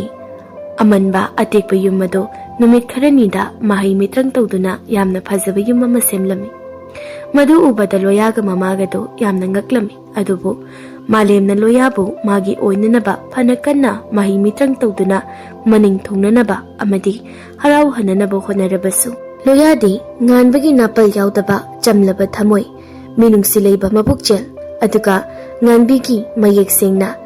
ꯁꯥꯁꯤꯟꯅꯕ ꯌꯥꯎꯗꯅ ꯅꯣꯛꯄ ꯃꯤꯅꯣꯛ ꯃꯇꯧ ꯑꯗꯨꯗ ꯉꯥꯎꯖꯕ ꯅꯨꯡꯁꯤꯕ ꯅꯣꯡꯃꯒꯤ ꯁꯨꯝ ꯍꯦꯟꯒꯠꯂꯛꯂꯝꯃꯤ ꯑꯗꯨꯒ ꯃꯥꯂꯦꯝꯁꯨ ꯂꯣꯌꯥꯕꯨ ꯅꯣꯡꯃꯒꯤ ꯌꯥꯝꯅ ꯅꯨꯡꯁꯤꯖꯕ ꯍꯦꯜꯂꯛꯄꯒ ꯂꯣꯌꯥꯅꯗꯤ ꯃꯥꯂꯦꯝꯗ ꯃꯄꯨꯛꯅꯤꯡ ꯏꯆꯪ ꯆꯪꯗꯕ ꯉꯥꯟꯕꯤꯗꯨ ꯑꯣꯏꯅ ꯊꯋꯥꯏ ꯂꯨꯞꯆꯕ ꯃꯇꯧ ꯑꯗꯨꯗ ꯃꯥꯂꯦꯝꯅꯁꯨ ꯈꯪꯂꯗꯨꯅ ꯃꯥꯂꯦꯝꯅ ꯉꯥꯟꯕꯤꯕꯨ ꯀꯜꯂꯛꯄ ꯈꯝꯕꯟꯕꯇ ꯅꯠꯇꯅ ꯌꯥꯝꯅ ꯁꯥꯎꯅꯤꯡꯕꯁꯨ ꯐꯥꯎꯔꯝꯃꯤ ꯑꯗꯨꯒ ꯁꯣꯝꯗꯅ ꯈꯨꯜꯒꯤ ꯃꯤꯑꯣꯏ ꯈꯔꯅ ꯂꯣꯌꯥꯒꯤ ꯌꯨꯝꯗ ꯂꯩꯁꯥꯕꯤ ꯑꯅꯤ ꯂꯩꯕ ꯑꯃꯗꯤ ꯂꯣꯌꯥꯒꯤ ꯌꯨꯝ ꯏꯪꯈꯣꯜꯅ ꯅꯣꯡꯃꯒꯤ ꯐꯖꯕ ꯅꯨꯡꯉꯥꯏꯕ ꯍꯦꯟꯒꯠꯂꯛꯄ ꯑꯗꯨꯗ ꯌꯥꯝꯅ ꯀꯜꯂꯛꯄ ꯁꯥꯎꯅꯤꯡꯕ ꯐꯥꯎꯔꯝꯃꯤ ꯑꯗꯨꯒ ꯃꯔꯛ ꯑꯁꯤꯗ ꯃꯥꯂꯦꯝꯅ ꯂꯣꯌꯥꯁꯤ ꯃꯥꯒꯤ ꯑꯣꯏꯕ ꯐꯪꯂꯔꯣꯏ ꯉꯥꯟꯕꯤꯒꯤ ꯑꯣꯏꯈꯤꯕ ꯇꯥꯔꯦ ꯍꯥꯏꯗꯨꯅ ꯄꯥꯈꯠꯂꯗꯨꯅ ꯂꯣꯌꯥꯗ ꯃꯥꯂꯦꯝꯅ ꯃꯥꯒꯤ ꯃꯃꯥ ꯅꯥꯕ ꯐꯍꯟꯕꯤꯕꯒꯤ ꯂꯃꯟꯗꯨ ꯁꯤꯡꯕꯤꯔꯣ ꯍꯥꯏꯅ ꯌꯨꯝꯗꯒꯤ ꯊꯣꯛꯂꯛꯇꯨꯅ ꯈꯨꯜꯒꯤ ꯂꯝꯍꯥꯡ ꯑꯃꯗ ꯃꯥꯂꯦꯝꯅ ꯂꯣꯌꯥꯗ ꯍꯥꯏꯔꯝꯃꯤ ꯃꯇꯝ ꯑꯗꯨꯗ ꯉꯥꯟꯕꯤꯒ ꯂꯣꯌꯥꯒꯤ ꯃꯃꯥꯒꯗꯤ ꯈꯨꯜꯒꯤ ꯑꯅꯥ ꯑꯌꯦꯛ ꯌꯥꯎꯕ ꯂꯥꯌꯦꯡꯕ ꯉꯝꯖꯗ꯭ꯔꯕ ꯂꯥꯏꯔꯕ ꯏꯃꯨꯡꯁꯤꯡꯒꯤ ꯃꯇꯦꯡ ꯄꯥꯡꯗꯨꯅ ꯂꯩꯔꯝꯃꯤ ꯑꯗꯨꯒ ꯃꯥꯂꯦꯝꯒꯤ ꯋꯥꯗꯣ ꯇꯥꯕꯗ ꯂꯣꯌꯥ ꯏꯊꯥ ꯊꯥꯖꯗꯅ ꯏꯆꯟ ꯃꯥꯂꯦꯝꯒꯤ ꯀꯔꯤ ꯑꯄꯦꯟꯕ ꯊꯕꯛ ꯑꯃ ꯇꯧꯔꯒ ꯏꯆꯟꯒꯤ ꯂꯃꯟ ꯅꯕꯨꯡꯉꯩꯅ ꯁꯤꯡꯕ ꯉꯝꯒꯅꯤ ꯀꯩꯁꯨ ꯂꯨꯕ ꯑꯋꯥꯕ ꯊꯕꯛ ꯅꯠꯇꯦꯗ ꯏꯕꯨꯡ ꯏꯕꯨꯡꯅ ꯏꯔꯥꯏ ꯂꯥꯏꯅ ꯁꯤꯡꯕ ꯉꯝꯒꯗꯕ ꯂꯃꯟꯅꯤ ꯏꯕꯨꯡ ꯑꯗꯨꯗꯤ ꯍꯥꯏꯔꯣꯅꯦ ꯏꯆꯟ ꯃꯥꯂꯦꯝꯒꯤ ꯁꯒꯣꯜꯁꯦ ꯏꯔꯨꯖꯕꯤꯌꯨ ꯍꯥꯏꯕ꯭ꯔꯣ ꯅꯠꯇ꯭ꯔꯒ ꯁꯖꯤꯛ ꯐꯟꯗꯨꯅ ꯃꯕꯨꯛ ꯊꯟꯅ ꯄꯤꯖꯧ ꯍꯥꯏꯕ꯭ꯔꯣ ꯑꯁ ꯅꯠꯇꯦꯍꯦ ꯑꯋꯥꯕ ꯊꯕꯛ ꯅꯠꯇꯦ ꯍꯥꯏꯔꯒ ꯑꯗꯨꯕꯨꯔꯣ ꯏꯕꯣ ꯅꯪꯁꯦ ꯑꯩꯒꯤ ꯄꯨꯟꯁꯤꯒꯤ ꯊꯃꯣꯏꯗ ꯊꯝꯅꯤꯡꯕ ꯍꯥꯏꯕꯗꯤ ꯏꯕꯨꯡꯒ ꯑꯩꯒ ꯂꯨꯍꯣꯡꯗꯨꯅ ꯃꯄꯣꯛꯁꯤꯃꯒꯤ ꯄꯨꯟꯁꯤꯁꯤꯃꯒꯤ ꯏꯄꯨꯔꯣꯏꯕ ꯑꯣꯏꯕꯤꯌꯣ ꯍꯥꯏꯕꯅꯤꯗ ꯃꯥꯂꯦꯝꯒꯤ ꯋꯥꯗꯣ ꯇꯥꯕꯗ ꯂꯣꯌꯥ ꯁ꯭ꯋꯥꯏ ꯂꯥꯎꯏ ꯃꯃꯤꯠꯇ ꯉꯥꯟꯕꯤꯕꯨ ꯎꯏ ꯍꯥꯏꯐꯝ ꯇꯧꯐꯝ ꯈꯪꯗꯅ ꯃꯃꯤꯠ ꯃꯅꯥꯗꯣ ꯀꯣꯏꯔꯩ ꯂꯩꯗꯨꯅ ꯌꯦꯡꯉꯤ ꯑꯗꯨ ꯅꯠꯇꯕꯗꯤ ꯂꯩꯇ꯭ꯔꯕꯣ ꯃꯥꯜꯂꯦ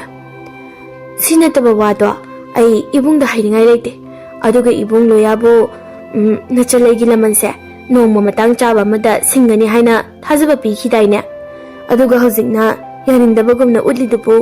ꯅꯆꯜ ꯑꯩꯕꯨ ꯏꯀꯥꯏꯕ ꯄꯤꯕꯤꯔꯤꯕ꯭ꯔꯣ ꯑꯗꯨꯕꯨ ꯏꯕꯨꯡ ꯅꯆꯜ ꯑꯩꯅ ꯄꯥꯝꯈꯤꯕ ꯄꯣꯠꯁꯛ ꯑꯃꯠꯇ ꯂꯦꯝꯅ ꯊꯥꯗꯦ ꯏꯕꯨꯡꯅ ꯌꯥꯗ꯭ꯔꯕꯁꯨ ꯏꯕꯨꯡꯗꯤ ꯑꯩꯒꯤ ꯑꯣꯏꯒꯅꯤ ꯃꯔꯝꯗꯤ ꯏꯕꯨꯡꯗ ꯑꯩꯒꯤ ꯂꯃꯟ ꯇꯣꯜꯂꯤꯕꯅꯤ ꯑꯗꯨꯗꯤ ꯍꯥꯏꯌꯨ ꯏꯕꯨꯡꯅ ꯑꯩꯅ ꯍꯥꯏꯕ ꯋꯥꯁꯦ ꯌꯥꯔꯦ ꯍꯥꯏꯗꯅ ꯑꯩꯗꯤ ꯌꯥꯔꯦ ꯍꯥꯏꯅ ꯂꯧꯔꯦꯀꯣ ꯏꯕꯨꯡ ꯂꯣꯌꯥ ꯃꯥꯂꯦꯝꯒꯤ ꯋꯥꯗꯣ ꯇꯥꯔꯒ ꯍꯥꯏꯐꯝ ꯇꯧꯐꯝ ꯈꯪꯗꯅ ꯌꯥꯅꯤꯡꯗꯅ ꯈꯣꯟꯖꯦꯜ ꯇꯞꯅ ꯍꯣꯏ ꯁꯛ ꯐꯖꯕ ꯑꯁꯤ ꯋꯥꯕ ꯖꯥꯠꯅꯤꯀꯣ ꯁꯤꯗꯅꯤꯅꯦ ꯑꯩꯅ ꯆꯥꯡ ꯑꯃꯗ ꯁꯛꯁꯦ ꯐꯖꯔꯝꯕꯅ ꯐꯩ ꯍꯥꯏꯔꯤꯕꯁꯤ ꯑꯗꯨꯕꯨ ꯊꯃꯣꯏꯒꯤ ꯅꯨꯡꯁꯤꯕꯁꯤꯗꯤ ꯐꯖꯕ ꯑꯊꯤꯕ ꯍꯥꯏꯕ ꯑꯗꯨꯃꯗꯤ ꯂꯩꯇꯦ ꯊꯃꯣꯏ ꯁꯦꯡꯅꯕꯨ ꯈꯣꯏꯗꯥꯖꯈ꯭ꯔꯗꯤ ꯂꯣꯏꯔꯦ ꯑꯗꯨꯕꯨ ꯑꯩꯒꯤ ꯊꯃꯣꯏꯁꯤꯅꯗꯤ ꯃꯥꯂꯦꯝ ꯅꯠꯇꯦ ꯉꯥꯟꯕꯤꯕꯨꯅꯤ ꯈꯣꯏꯗꯥꯖꯔꯤꯕ ꯀꯔꯤꯅꯣ ꯃꯨꯔꯨꯝ ꯑꯃꯨꯛ ꯁꯣꯜꯂꯤꯗꯨꯕꯣ ꯑꯗꯣ ꯌꯨꯝꯗ ꯍꯜꯂꯁꯤ ꯍꯧꯖꯤꯛꯇꯤ ꯏꯕꯨꯡꯅ ꯑꯩꯒꯤ ꯂꯃꯟ ꯁꯤꯡꯕꯤꯔꯕꯅꯤꯅ ꯂꯨꯍꯣꯡꯕꯒꯤ ꯑꯐꯕ ꯃꯇꯝꯗꯣ ꯏꯃꯥꯒ ꯇꯥꯟꯅꯔꯒ ꯌꯦꯡꯃꯤꯟꯅꯔꯨꯔꯁꯤ ꯂꯥꯛꯑꯣ ꯏꯕꯨꯡ ꯌꯨꯝꯗ ꯍꯜꯂꯁꯤ ꯂꯥꯛꯑꯣꯕ တန်ကြာသူတခုကြီးလိုရတဲ့ငုံချက်ပဲလက်စားပြီးခရလိုရတမ်နေရမဆောင်နလကလမီအတုကမလင်ဒနုနဘကရီမနဒနာခတ်နဘဆဟောရမီအဘုံလိုရဒီကနာနိုကရီနိုခန်းဒဘီလမ်ကိုဘီတောဘငမ်ဘီစီကခုစီမတ်တဒကအခုိမန်ဒကယမ်လေနဘကဟိရမီနာနပီယမနာမအစုကွိနေအဘုံလိုရဘူးနုစီပါမီနဟိုင်ဇရက်ပစေနိုမတရဘီဘဒီလိုက်ရဒနာဟန်နဖောဘီမီရက်တဘနီaduga nupi ne lam koi bi nupa kana ga pulam gani tinaram gani khangdabi nupi sibu yumna thamjin biraga ekhoi gi imang da lena bi bisidi kitang nungai jade aduga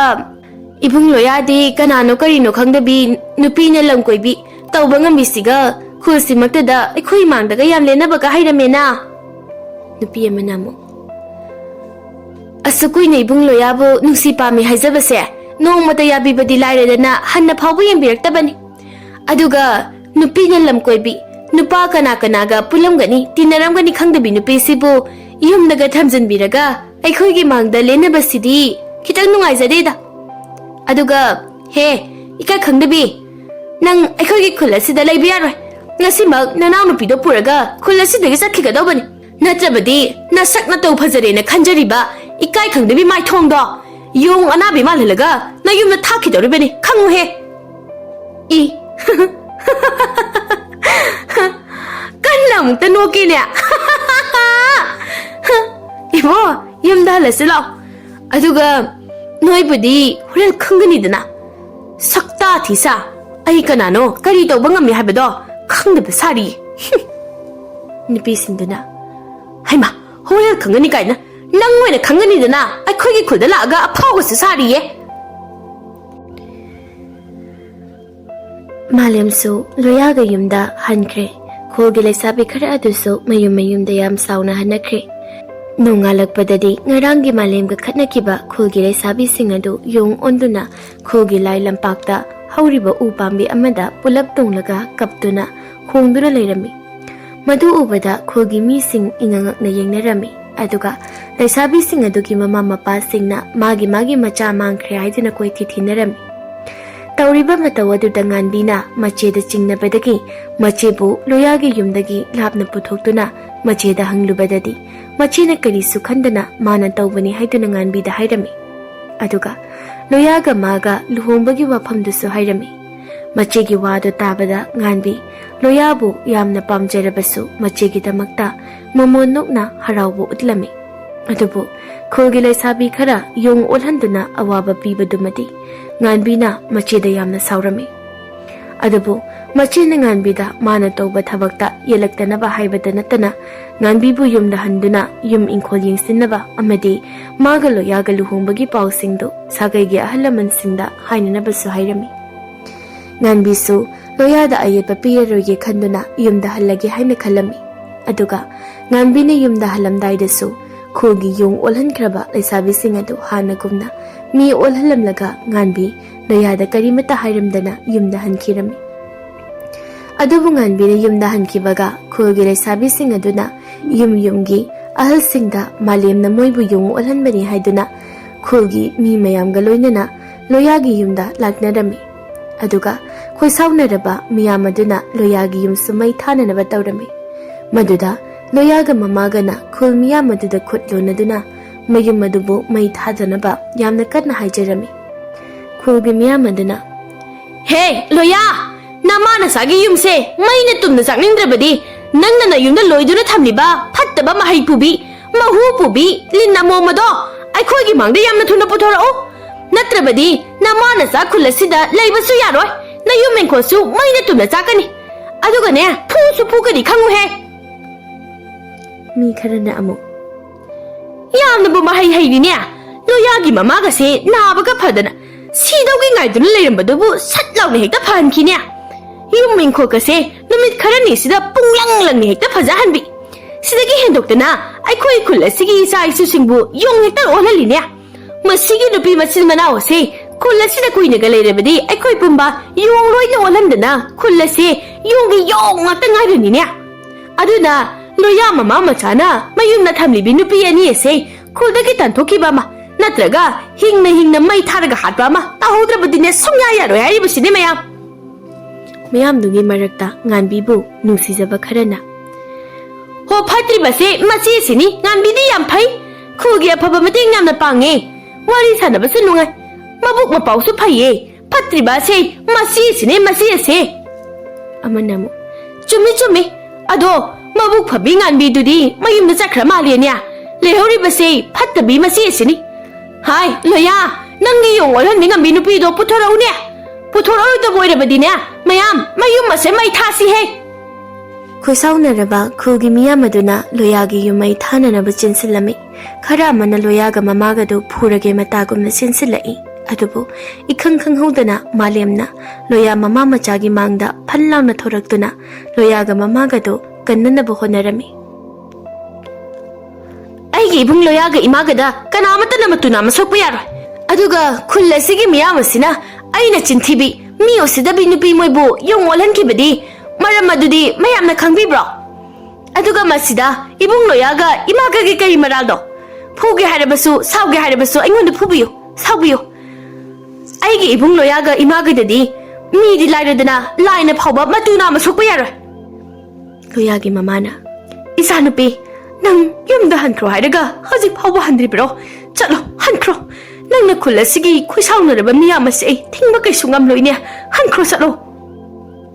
ꯏꯃꯥꯅ ꯍꯥꯏꯔꯤꯕꯁꯦ ꯑꯁꯦꯡꯕꯅꯤ ꯃꯥꯂꯦ ꯅꯪ ꯌꯨꯝꯗ ꯍꯟꯈ꯭ꯔꯣ ꯆꯠꯂꯣ ꯅꯪ ꯌꯨꯝꯗ ꯍꯟꯈ꯭ꯔꯣ ꯑꯩ ꯍꯜꯂꯣꯏꯌꯦ ꯑꯩ ꯏꯕꯨꯡꯒ ꯏꯃꯥꯒ ꯐꯠꯇꯕ ꯃꯤꯁꯤꯡ ꯑꯁꯤꯒꯤ ꯃꯔꯛꯇ ꯊꯥꯗꯣꯛꯂꯝꯂꯒ ꯀꯩꯁꯨ ꯆꯠꯂꯣꯏꯌꯦ ꯆꯠꯄ ꯇꯥꯔꯕꯁꯨ ꯏꯃꯥꯒ ꯏꯕꯨꯡ ꯂꯣꯌꯥꯒ ꯄꯨꯗꯨꯅ ꯆꯠꯀꯅꯤ ꯃꯤꯌꯥꯝ ꯑꯗꯨꯅ ꯃꯁꯤꯒꯤ ꯅꯨꯄꯤꯁꯦ ꯃꯤ ꯌꯥꯝ ꯎꯁꯤꯠꯇꯦꯅꯦ ꯃꯍꯩ ꯃꯆꯥ ꯈꯔ ꯍꯩꯔꯒ ꯃꯥ ꯃꯁꯥꯁꯦ ꯂꯥꯏꯅꯤ ꯀꯥꯏꯅ ꯈꯜꯂꯤꯕ ꯀꯒꯥꯏꯗꯨꯅꯤꯅꯦ ꯑꯗꯨꯗꯤ ꯍꯧꯖꯤꯛ ꯂꯥꯏ ꯁꯥꯕꯤ ꯃꯁꯤꯒꯤ ꯅꯨꯄꯤꯁꯦ ꯃꯤ ꯃꯌꯥꯝ ꯑꯃ ꯆꯪꯗꯅ ꯃꯩ ꯊꯥꯔꯒ ꯍꯥꯠꯄ ꯇꯥꯔꯦꯗꯅ ꯉꯁꯤꯗꯤ ꯂꯣꯌꯥꯒꯤ ꯃꯃꯥꯅ ꯃꯌꯥꯝꯗ ꯑꯩ ꯈꯣꯏꯔꯝꯗꯨꯅ ꯍꯥꯏꯖꯔꯤ ꯑꯩꯈꯣꯏ ꯃꯐꯝ ꯑꯁꯦ ꯊꯥꯗꯣꯛꯇꯨꯅ ꯆꯠꯆꯈ꯭ꯔꯒꯦ ꯅꯨꯄꯤ ꯃꯆꯥ ꯑꯁꯤꯕꯨ ꯑꯃꯨꯛꯇ ꯉꯥꯛꯄꯤꯌꯨ ꯑꯩꯈꯣꯏ ꯆꯠꯆꯈ꯭ꯔꯒꯦ ꯏꯆꯥꯅꯨꯄꯤ ꯅꯪ ꯋꯥ ꯉꯥꯡꯒꯅꯨ ꯏꯆꯥꯅꯅꯦ ꯅꯕꯨꯡ ꯂꯣꯌꯥꯒ ꯏꯃꯥꯒꯁꯦ ꯌꯥꯝꯅ ꯅꯨꯡꯁꯤ ꯍꯥꯏꯕ ꯏꯃꯥ ꯈꯪꯉꯤ ꯑꯗꯨꯕꯨꯅꯦ ꯏꯆꯥꯒꯤ ꯋꯥꯍꯩ ꯋꯥꯇꯥꯁꯤꯡꯁꯦ ꯃꯤꯒꯤ ꯑꯁꯥꯎꯕ ꯑꯣꯏꯅꯦ ꯑꯗꯨꯅ ꯅꯪ ꯋꯥ ꯉꯥꯡꯒꯅꯨꯀꯣ ꯅꯪ ꯋꯥ ꯉꯥꯡꯒꯅꯨ ꯏꯕꯦꯝꯃ ꯏꯃꯥꯒꯤ ꯋꯥꯁꯦ ꯑꯁꯦꯡꯕꯅꯤ ꯅꯪ ꯑꯩꯕꯨ ꯅꯨꯡꯁꯤꯔꯕꯗꯤ ꯅꯪ ꯋꯥ ꯉꯥꯡꯒꯅꯨ ꯍꯣꯏ ꯑꯗꯨꯗꯤ ꯃꯐꯝ ꯑꯁꯤ ꯊꯥꯗꯣꯛꯇꯨꯅ ꯆꯠꯂꯁꯤ ꯏꯕꯨꯡ ꯂꯣꯌꯥꯒ ꯃꯃꯥꯒꯅ ꯍꯥꯏꯕꯗꯒꯤ ꯃꯥꯂꯦꯝ ꯋꯥꯂꯥ ꯉꯥꯡꯗꯅ ꯃꯐꯝ ꯑꯗꯨꯗꯒꯤ ꯆꯠꯅꯅꯕ ꯇꯧꯔꯝꯃꯤ ꯑꯗꯨꯕꯨ ꯈꯨꯜ ꯑꯗꯨꯒꯤ ꯃꯤ ꯈꯔꯗꯤ ꯂꯣꯌꯥ ꯃꯃꯥ ꯃꯆꯥꯕꯨ ꯉꯥꯛꯄꯤꯗꯨꯅ ꯇꯨꯃꯤꯟꯅ ꯂꯩꯅꯔꯝꯃꯤ ꯑꯗꯨꯕꯨ ꯃꯥꯂꯦꯝꯅ ꯌꯣꯡ ꯑꯣꯜꯍꯟꯈꯤꯕ ꯂꯩꯁꯥꯕꯤꯁꯤꯡ ꯑꯗꯨꯒꯤ ꯏꯃꯨꯡ ꯃꯅꯨꯡ ꯁꯥꯒꯩ ꯅꯥꯇꯩꯅꯗꯤ ꯆꯠꯄ ꯌꯥꯔꯣꯏ ꯋꯥꯔꯛꯈꯤꯅꯤ ꯍꯥꯏꯗꯨꯅ ꯂꯣꯌꯥ ꯃꯃꯥ ꯃꯆꯥꯒꯤ ꯂꯝꯕꯤ ꯊꯠꯇꯨꯅ ꯐꯨꯔꯒꯦ ꯃꯇꯥꯒꯨꯝꯅ ꯆꯦꯟꯁꯤꯜꯂꯛꯏ ꯑꯗꯨꯒ ꯐꯨꯕꯁꯨ ꯍꯧꯔꯛꯂꯝꯃꯤ ꯃꯗꯨꯗ ꯃꯥꯂꯦꯝꯗꯨ ꯂꯣꯌꯥꯗ ꯐꯨꯕ ꯎꯕꯗꯨꯗ ꯑꯁꯥꯎꯕ ꯐꯥꯊꯕ ꯉꯝꯗꯗꯨꯅ ꯃꯥꯂꯦꯝ ꯃꯈꯣꯡ ꯂꯩꯕꯥꯛꯇ ꯇꯥꯗꯨꯅ ꯀꯟꯅ ꯂꯥꯎꯗꯨꯅ ꯄꯥꯏꯈꯠꯂꯛꯂꯝꯃꯤ ꯑꯗꯨꯒ ꯃꯥꯒꯤ ꯇꯝꯊꯤꯔꯕ ꯃꯤꯇ꯭ꯔꯪ ꯃꯍꯩꯒꯤ ꯂꯥꯏꯁꯣꯟ ꯇꯤꯟꯁꯣꯟꯁꯤꯡ ꯑꯗꯨ ꯁꯣꯟꯗꯨꯅ ꯃꯤꯌꯥꯝ ꯑꯗꯨ ꯇꯥꯟꯅꯗꯅ ꯎꯆꯤ ꯑꯣꯜꯍꯟꯕ ꯍꯨꯏ ꯑꯣꯜꯍꯟꯕ ꯍꯧꯗꯣꯡ ꯑꯣꯜꯍꯟꯕ ꯑꯗꯨꯗꯒꯤ ꯍꯦꯟꯗꯣꯛꯇꯅ ꯅꯨꯡ ꯂꯩꯇꯨꯝ ꯑꯣꯜꯍꯟꯗꯨꯅ ꯈꯨꯜꯗꯨꯒꯤ ꯃꯤ ꯈꯔꯈꯛ ꯅꯠꯇꯅ ꯂꯣꯏꯅ ꯑꯋꯥꯐꯝꯗ ꯇꯥꯍꯜꯂꯝꯃꯤ ꯃꯗꯨ ꯎꯕꯗ ꯂꯩꯍꯧꯔꯤꯕ ꯈꯨꯜꯒꯤ ꯃꯤꯑꯣꯏ ꯈꯔ ꯑꯗꯨꯗꯤ ꯀꯞ ꯂꯥꯎꯗꯨꯅ ꯑꯉꯥꯎꯕ ꯑꯉꯥꯎꯕꯤ ꯑꯃꯒꯨꯝꯅ ꯀꯣꯏꯆꯦꯟ ꯆꯦꯟꯅꯔꯝꯃꯤ ꯑꯗꯨꯒ ꯂꯣꯌꯥꯒ ꯃꯃꯥꯒꯅꯁꯨ ꯃꯥꯂꯦꯝꯅ ꯇꯧꯔꯤꯕ ꯃꯇꯧ ꯑꯗꯨ ꯌꯥꯅꯤꯡꯗꯕ ꯎꯠꯇꯨꯅ ꯃꯥꯂꯦꯝꯗ ꯈꯨꯜꯒꯤ ꯃꯤꯌꯥꯝ ꯑꯗꯨꯕꯨ ꯍꯥꯟꯅꯒꯤ ꯄꯨꯟꯁꯤꯗ ꯍꯟꯖꯤꯟꯍꯟꯅꯅꯕ ꯍꯥꯏꯔꯝꯃꯤ ꯑꯗꯨꯕꯨ ꯃꯥꯂꯦꯝꯒꯤ ꯑꯁꯥꯎꯕ ꯅꯥꯄꯜ ꯑꯗꯨꯅ ꯂꯣꯌꯥꯒꯤ ꯋꯥꯁꯨ ꯃꯃꯥꯒꯤ ꯋꯥꯁꯨ ꯇꯥꯕꯤꯔꯝꯗꯦ ꯃꯗꯨꯗ ꯂꯣꯌꯥꯅ ꯁꯥꯎꯔꯗꯨꯅ ꯐꯔꯦ ꯅꯪꯅ ꯑꯩꯒꯤ ꯈꯨꯜ ꯑꯁꯤꯒꯤ ꯃꯤꯌꯥꯝ ꯑꯁꯤꯕꯨ ꯍꯥꯟꯅꯒꯤ ꯄꯨꯟꯁꯤꯗ ꯍꯜꯍꯟꯕ ꯉꯝꯃꯣꯏ ꯍꯥꯏꯔꯒꯗꯤ ꯑꯩ ꯅꯪꯒ ꯂꯨꯍꯣꯡꯕ ꯉꯝꯂꯣꯏ ꯑꯩ ꯅꯪ ꯅꯨꯡꯁꯤꯗꯦ ꯑꯗꯨꯒ ꯅꯪ ꯃꯤꯀꯨꯞ ꯑꯁꯤꯗꯒꯤ ꯏꯃꯥ ꯏꯕꯥꯅꯤꯒꯤ ꯄꯨꯟꯁꯤꯗꯒꯤ ꯂꯥꯞꯅ ꯆꯠꯈ꯭ꯔꯣ ꯆꯠꯂꯣ ꯃꯥꯂꯦꯝ ꯌꯥꯝ ꯁꯥꯎꯅ ꯀꯔꯤ ꯍꯥꯏꯕ ꯑꯩꯅ ꯅꯪꯕꯨ ꯅꯨꯡꯁꯤꯕꯒꯤ ꯅꯪꯒ ꯏꯃꯥꯒꯁꯦ ꯑꯋꯥꯐꯝꯗ ꯇꯥꯒꯗꯕꯗꯒꯤ ꯑꯩꯅ ꯀꯟꯕꯤꯔꯒ ꯑꯩꯕꯨ ꯆꯠꯈ꯭ꯔꯣ ꯂꯨꯍꯣꯡꯕ ꯉꯝꯂꯣꯏ ꯍꯥꯏꯕ ꯑꯗꯨꯗꯤ ꯍꯥꯏꯌꯨ ꯁꯤꯒꯗꯧꯕꯒꯤ ꯃꯇꯝ ꯉꯥꯏꯗꯨꯅ ꯂꯩꯔꯝꯂꯕ ꯅꯪꯒꯤ ꯏꯃꯥꯁꯦ ꯀꯅꯥꯅ ꯀꯟꯕꯤꯈꯤꯒꯦ ꯑꯩꯅ ꯀꯟꯕꯤꯈꯤꯕ ꯅꯠꯇ꯭ꯔꯣ ꯃꯗꯨꯒꯤ ꯂꯃꯟꯗꯨꯅ ꯀꯝꯗꯧꯕ ꯀꯔꯤꯅ ꯁꯤꯡꯒꯗꯧꯔꯤꯕ ꯏꯆꯥꯅꯨꯄꯤꯒꯤ ꯂꯃꯟꯗꯣ ꯏꯃꯥ ꯏꯆꯥ ꯉꯁꯤꯗꯤ ꯄꯥꯝꯗ꯭ꯔꯦ ꯏꯃꯥ ꯁꯤꯔꯕꯁꯨ ꯌꯥꯔꯦ ꯏꯃꯥꯅꯦ ꯍꯥꯟꯅꯒꯤ ꯑꯅꯥꯕꯗꯣ ꯑꯃꯨꯛ ꯍꯟꯅ ꯅꯥꯔꯒ ꯁꯤꯖꯈ꯭ꯔꯒꯦ ꯑꯩ ꯏꯆꯥꯒꯤ ꯂꯃꯟꯗꯣ ꯄꯥꯝꯗ꯭ꯔꯦ ꯑꯗꯨꯒꯅꯦ ꯏꯆꯥꯅ ꯏꯃꯥ ꯏꯆꯥꯒꯤ ꯁꯦꯝꯕꯤ ꯁꯥꯕꯤꯔꯝꯂꯤꯕ ꯌꯨꯝ-ꯏꯪꯈꯣꯜꯁꯤꯁꯨ ꯏꯆꯥ ꯃꯥꯂꯦꯝꯒꯤ ꯑꯣꯏꯖꯔꯣ ꯏꯃꯥꯒ ꯏꯆꯥ ꯂꯣꯌꯥꯒꯗꯤ ꯀꯔꯥꯏꯗꯅꯣ ꯑꯃ ꯆꯠꯆꯈ꯭ꯔꯒꯦ ꯑꯩ ꯅꯪꯒꯤ ꯂꯃꯟ ꯄꯥꯝꯗ꯭ꯔꯦꯀꯣ ꯏꯆꯥꯅꯨꯄꯤ ꯏꯃꯥꯅ ꯍꯥꯏꯔꯤꯕꯁꯦ ꯑꯁꯦꯡꯕꯅꯤ ꯑꯩ ꯅꯪꯒꯤ ꯂꯃꯟ ꯄꯥꯝꯗ꯭ꯔꯦ ꯑꯗꯨꯒ ꯑꯩꯗꯤ ꯅꯪꯕꯨ ꯅꯨꯡꯁꯤꯕꯁꯨ ꯐꯥꯎꯗꯦ ꯑꯩꯒꯤ ꯅꯨꯡꯁꯤꯕꯗꯤ ꯉꯥꯟꯕꯤ ꯈꯛꯇꯅꯤ ꯑꯗꯨꯒ ꯀꯔꯤꯒꯨꯝꯕ ꯉꯥꯟꯕꯤꯅ ꯉꯁꯤꯒꯤ ꯃꯤꯀꯨꯞ ꯑꯁꯤꯗ ꯑꯩꯒꯤ ꯅꯥꯛꯇ ꯂꯩꯔꯝꯂꯕꯗꯤ ꯉꯁꯤꯒꯤ ꯊꯣꯛꯍꯟꯅꯤꯡꯗꯕ ꯊꯧꯗꯣꯛꯁꯤꯡ ꯑꯁꯦ ꯊꯣꯛꯂꯝꯂꯣꯏ ꯑꯩꯅ ꯍꯥꯏꯕ ꯏꯃꯥꯅ ꯍꯥꯏꯕ ꯋꯥꯁꯨ ꯉꯥꯟꯕꯤꯅ ꯁꯣꯏꯗꯅ ꯌꯥꯔꯝꯒꯅꯤ ꯑꯗꯨꯒ ꯑꯩꯒꯤ ꯋꯥꯁꯤꯗ ꯅꯪꯅ ꯁꯥꯎꯅꯤꯡꯂꯕꯁꯨ ꯅꯪꯅ ꯑꯩꯁꯦ ꯑꯣꯜꯍꯟꯅꯤꯡꯕ ꯁꯥ ꯑꯃ ꯑꯣꯜꯍꯜꯂꯕꯁꯨ ꯑꯩꯒꯤ ꯊꯋꯥꯏ ꯂꯧꯔꯕꯁꯨ ꯑꯩ ꯀꯩꯁꯨ ꯍꯥꯏꯔꯔꯣꯏ ꯑꯗꯨꯕꯨ ꯑꯩ ꯅꯪꯗꯤ ꯁꯛꯅꯨꯡ ꯅꯨꯡꯁꯤꯕ ꯉꯝꯂꯔꯣꯏ ꯂꯣꯌꯥꯒꯤ ꯋꯥꯗꯨ ꯇꯥꯔꯒ ꯃꯥꯂꯦꯝ ꯌꯥꯝꯅ ꯁꯥꯎꯔꯝꯃꯤ ꯑꯗꯨꯒ ꯑꯃꯨꯛꯁꯨ ꯂꯣꯌꯥꯕꯨ ꯅꯨꯡꯁꯤꯕꯅ ꯀꯞꯁꯨ ꯀꯞꯂꯝꯃꯤ ꯑꯗꯨꯕꯨ ꯃꯥꯂꯦꯝꯒꯤ ꯅꯥꯄꯜ ꯑꯗꯨꯅ ꯍꯥꯜꯂꯝꯂꯤ ꯑꯗꯨꯅ ꯃꯥꯂꯦꯝꯅ ꯂꯣꯌꯥꯕꯨ ꯐꯥꯗꯨꯅ ꯄꯨꯗꯨꯅ ꯃꯍꯩ ꯇꯧꯗꯨꯅ ꯅꯝꯗꯅ ꯃꯥꯒꯤ ꯑꯣꯏꯒꯅꯤ ꯍꯥꯏꯗꯨꯅ ꯋꯥꯁꯛꯂꯝꯃꯤ ꯑꯗꯨꯒ ꯃꯥꯂꯦꯝꯅ ꯂꯣꯌꯥ ꯐꯥꯗꯨꯅꯁꯨ ꯄꯨꯈꯤꯔꯝꯃꯤ ꯃꯥꯂꯦꯝꯅ ꯂꯣꯌꯥ ꯐꯥꯗꯨꯅ ꯄꯨꯈꯤꯕꯗ ꯃꯃꯥꯗꯨ ꯑꯉꯥꯎꯕꯤꯒꯨꯝꯅ ꯀꯞꯇꯨꯅ ꯀꯣꯏꯆꯦꯟ ꯆꯦꯜꯂꯝꯃꯤ ꯁꯣꯝꯗ ꯃꯥꯂꯦꯝꯅ ꯇꯧꯔꯤꯕꯁꯤꯡ ꯑꯗꯨ ꯉꯥꯟꯕꯤꯒꯤ ꯍꯛꯆꯥꯡꯗ ꯆꯤꯡꯅꯔꯞ ꯇꯧꯅ ꯅꯨꯡꯉꯥꯏꯇꯕ ꯑꯃ ꯐꯥꯎꯔꯝꯃꯤ ꯀꯔꯤꯒꯤꯅꯣ ꯑꯩꯒꯤ ꯍꯛꯆꯥꯡ ꯑꯩꯒꯤ ꯋꯥꯈꯜ ꯑꯩꯒꯤ ꯊꯃꯣꯏꯁꯤꯅ ꯂꯩꯇꯥꯐꯝ ꯈꯪꯗꯕ ꯑꯋꯥꯕ ꯑꯃ ꯇꯠꯇꯅ ꯐꯥꯎꯔꯤꯕꯗꯤ ꯅꯠꯇ꯭ꯔꯒ ꯑꯩꯒꯤ ꯏꯆꯦꯗꯨꯕꯨ ꯑꯩ ꯌꯥꯝ ꯊꯨꯅ ꯏꯆꯦꯒꯤ ꯃꯅꯥꯛꯇ ꯆꯠꯇꯕ ꯌꯥꯗꯦ ꯑꯗꯨꯗꯤ ꯑꯩ ꯂꯝꯕꯤ ꯇꯦꯟꯁꯤꯟꯅꯕ ꯃꯍꯩ ꯑꯗꯨ ꯁꯤꯖꯤꯟꯅꯔꯒꯦ ꯑꯁꯨꯝꯅ ꯉꯥꯟꯕꯤꯅ ꯂꯝꯕꯤ ꯇꯦꯟꯁꯤꯟꯅꯕ ꯃꯍꯩ ꯁꯤꯖꯤꯟꯅꯗꯨꯅ ꯌꯥꯝꯅ ꯊꯨꯅ ꯂꯣꯌꯥꯒꯤ ꯈꯨꯜ ꯌꯧꯔꯛꯂꯝꯃꯤ ꯑꯗꯨꯕꯨ ꯈꯨꯜ ꯑꯗꯨꯗ ꯊꯣꯛꯂꯝꯂꯤꯕ ꯊꯣꯛꯍꯟꯅꯤꯡꯗꯕ ꯊꯧꯗꯣꯛꯁꯤꯡ ꯑꯗꯨ ꯎꯕꯗ ꯉꯥꯟꯕꯤ ꯄꯨꯡꯉꯛꯉꯛꯈ꯭ꯔꯤ ꯑꯗꯨꯒ ꯂꯣꯌꯥꯒꯤ ꯃꯃꯥꯅ ꯀꯞꯇꯨꯅ ꯀꯣꯏꯆꯦꯟ ꯆꯦꯟꯕ ꯑꯗꯨ ꯎꯕꯗ ꯉꯥꯟꯕꯤꯅ ꯃꯃꯥꯕꯨ ꯐꯥꯗꯨꯅ ꯊꯦꯝꯅꯅꯕ ꯍꯣꯠꯅꯔꯝꯃꯤ ꯑꯗꯨꯒ ꯊꯧꯗꯣꯛꯁꯤꯡ ꯑꯗꯨꯒꯤ ꯃꯇꯥꯡꯗꯁꯨ ꯉꯥꯟꯕꯤꯅ ꯂꯣꯌꯥꯒꯤ ꯃꯃꯥꯗ ꯍꯪꯗꯨꯅ ꯈꯪꯂꯝꯃꯤ ꯃꯃꯥꯒꯤ ꯋꯥꯁꯤꯡ ꯑꯗꯨ ꯇꯥꯔꯕ ꯃꯇꯨꯡꯗ ꯉꯥꯟꯕꯤꯅ ꯃꯥꯒꯤ ꯑꯉꯛꯄ ꯃꯤꯇ꯭ꯔꯪ ꯃꯍꯩꯁꯤꯡ ꯑꯗꯨ ꯇꯧꯗꯨꯅ ꯈꯨꯜꯒꯤ ꯃꯤꯌꯥꯝ ꯑꯃ ꯍꯨꯏ ꯍꯧꯗꯣꯡ ꯅꯨꯡ ꯂꯩꯇꯨꯝ ꯑꯣꯟꯗꯨꯅ ꯂꯩꯔꯨꯔꯕꯁꯤꯡ ꯑꯗꯨ ꯍꯥꯟꯅꯒꯤ ꯄꯨꯟꯁꯤꯗ ꯑꯃꯨꯛ ꯍꯟꯖꯤꯟꯍꯟꯗꯨꯅ ꯈꯨꯜꯒꯤ ꯃꯤꯌꯥꯝ ꯑꯗꯨꯗ ꯃꯆꯦꯅ ꯇꯧꯔꯝꯕ ꯐꯠꯇꯕꯁꯤꯡ ꯑꯗꯨꯒꯤ ꯉꯥꯟꯕꯤꯅ ꯂꯥꯜꯂꯦ ꯍꯥꯏꯖꯗꯨꯅ ꯊꯦꯝꯖꯤꯜꯂꯝꯃꯤ ꯃꯤꯌꯥꯝ ꯑꯗꯨꯁꯨ ꯉꯥꯟꯕꯤꯒꯤ ꯃꯕꯨꯛꯆꯦꯜ ꯆꯥꯎꯕ ꯅꯣꯟꯖꯕ ꯃꯇꯧ ꯑꯗꯨꯗ ꯑꯁꯥꯎꯕ ꯄꯨꯝꯕ ꯐꯥꯊꯔꯗꯨꯅ ꯉꯥꯟꯕꯤꯕꯨ ꯉꯥꯛꯄꯤꯔꯝꯃꯤ ꯑꯗꯨꯒ ꯉꯥꯟꯕꯤ ꯃꯍꯩ ꯇꯧꯗꯨꯅ ꯃꯆꯦꯅ ꯂꯣꯌꯥ ꯄꯨꯗꯨꯅ ꯆꯠꯈꯤꯕ ꯃꯥꯏꯀꯩ ꯊꯤꯗꯨꯅ ꯇꯥꯟꯅꯔꯛꯂꯝꯃꯤ ꯃꯤꯀꯨꯞ ꯈꯔꯒꯤ ꯃꯇꯨꯡꯗꯗꯤ ꯉꯥꯟꯕꯤꯅ ꯃꯆꯦꯒꯤ ꯂꯩꯐꯝ ꯐꯪꯗꯨꯅ ꯃꯆꯦꯅ ꯆꯠꯂꯤꯕ ꯂꯝꯕꯤꯗꯨ ꯊꯠꯂꯝꯃꯤ ꯑꯗꯨꯒ ꯉꯥꯟꯕꯤꯅ ꯃꯆꯦꯗ ꯈꯣꯏꯔꯝꯗꯨꯅ ꯃꯆꯦꯕꯨ ꯊꯦꯝꯖꯤꯟꯅꯕ ꯍꯥꯏꯖꯔꯝꯃꯤ ꯑꯗꯨꯕꯨ ꯃꯥꯂꯦꯝꯗꯤ ꯉꯥꯟꯕꯤ ꯎꯔꯒ ꯍꯦꯟꯅ ꯑꯁꯥꯎꯕ ꯍꯥꯏꯕꯗꯨ ꯑꯣꯏꯈꯤꯔꯝꯃꯤ ꯃꯁꯤ ꯄꯨꯝꯕ ꯅꯪꯅ ꯊꯣꯛꯍꯟꯕ ꯉꯥꯛꯇꯅꯤ ꯅꯪꯅ ꯅꯆꯦ ꯑꯩꯅ ꯇꯧꯕ ꯊꯕꯛ ꯈꯨꯗꯤꯡꯃꯛꯇ ꯐꯠꯇꯕ ꯇꯥꯍꯟꯗꯨꯅ ꯅꯪꯅ ꯑꯐꯕ ꯃꯤꯅꯨꯡꯁꯤ ꯂꯩꯕ ꯁꯥꯕꯅꯤ ꯑꯗꯨꯒ ꯅꯪꯅ ꯑꯩꯒꯤ ꯅꯨꯡꯁꯤꯕꯁꯨ ꯃꯨꯟꯅꯅꯕ ꯍꯣꯠꯅꯕꯅꯤ ꯅꯪ ꯌꯥꯝꯅ ꯐꯠꯇꯕ ꯑꯩꯒꯤ ꯏꯅꯥꯎꯅꯨꯄꯤꯅꯤ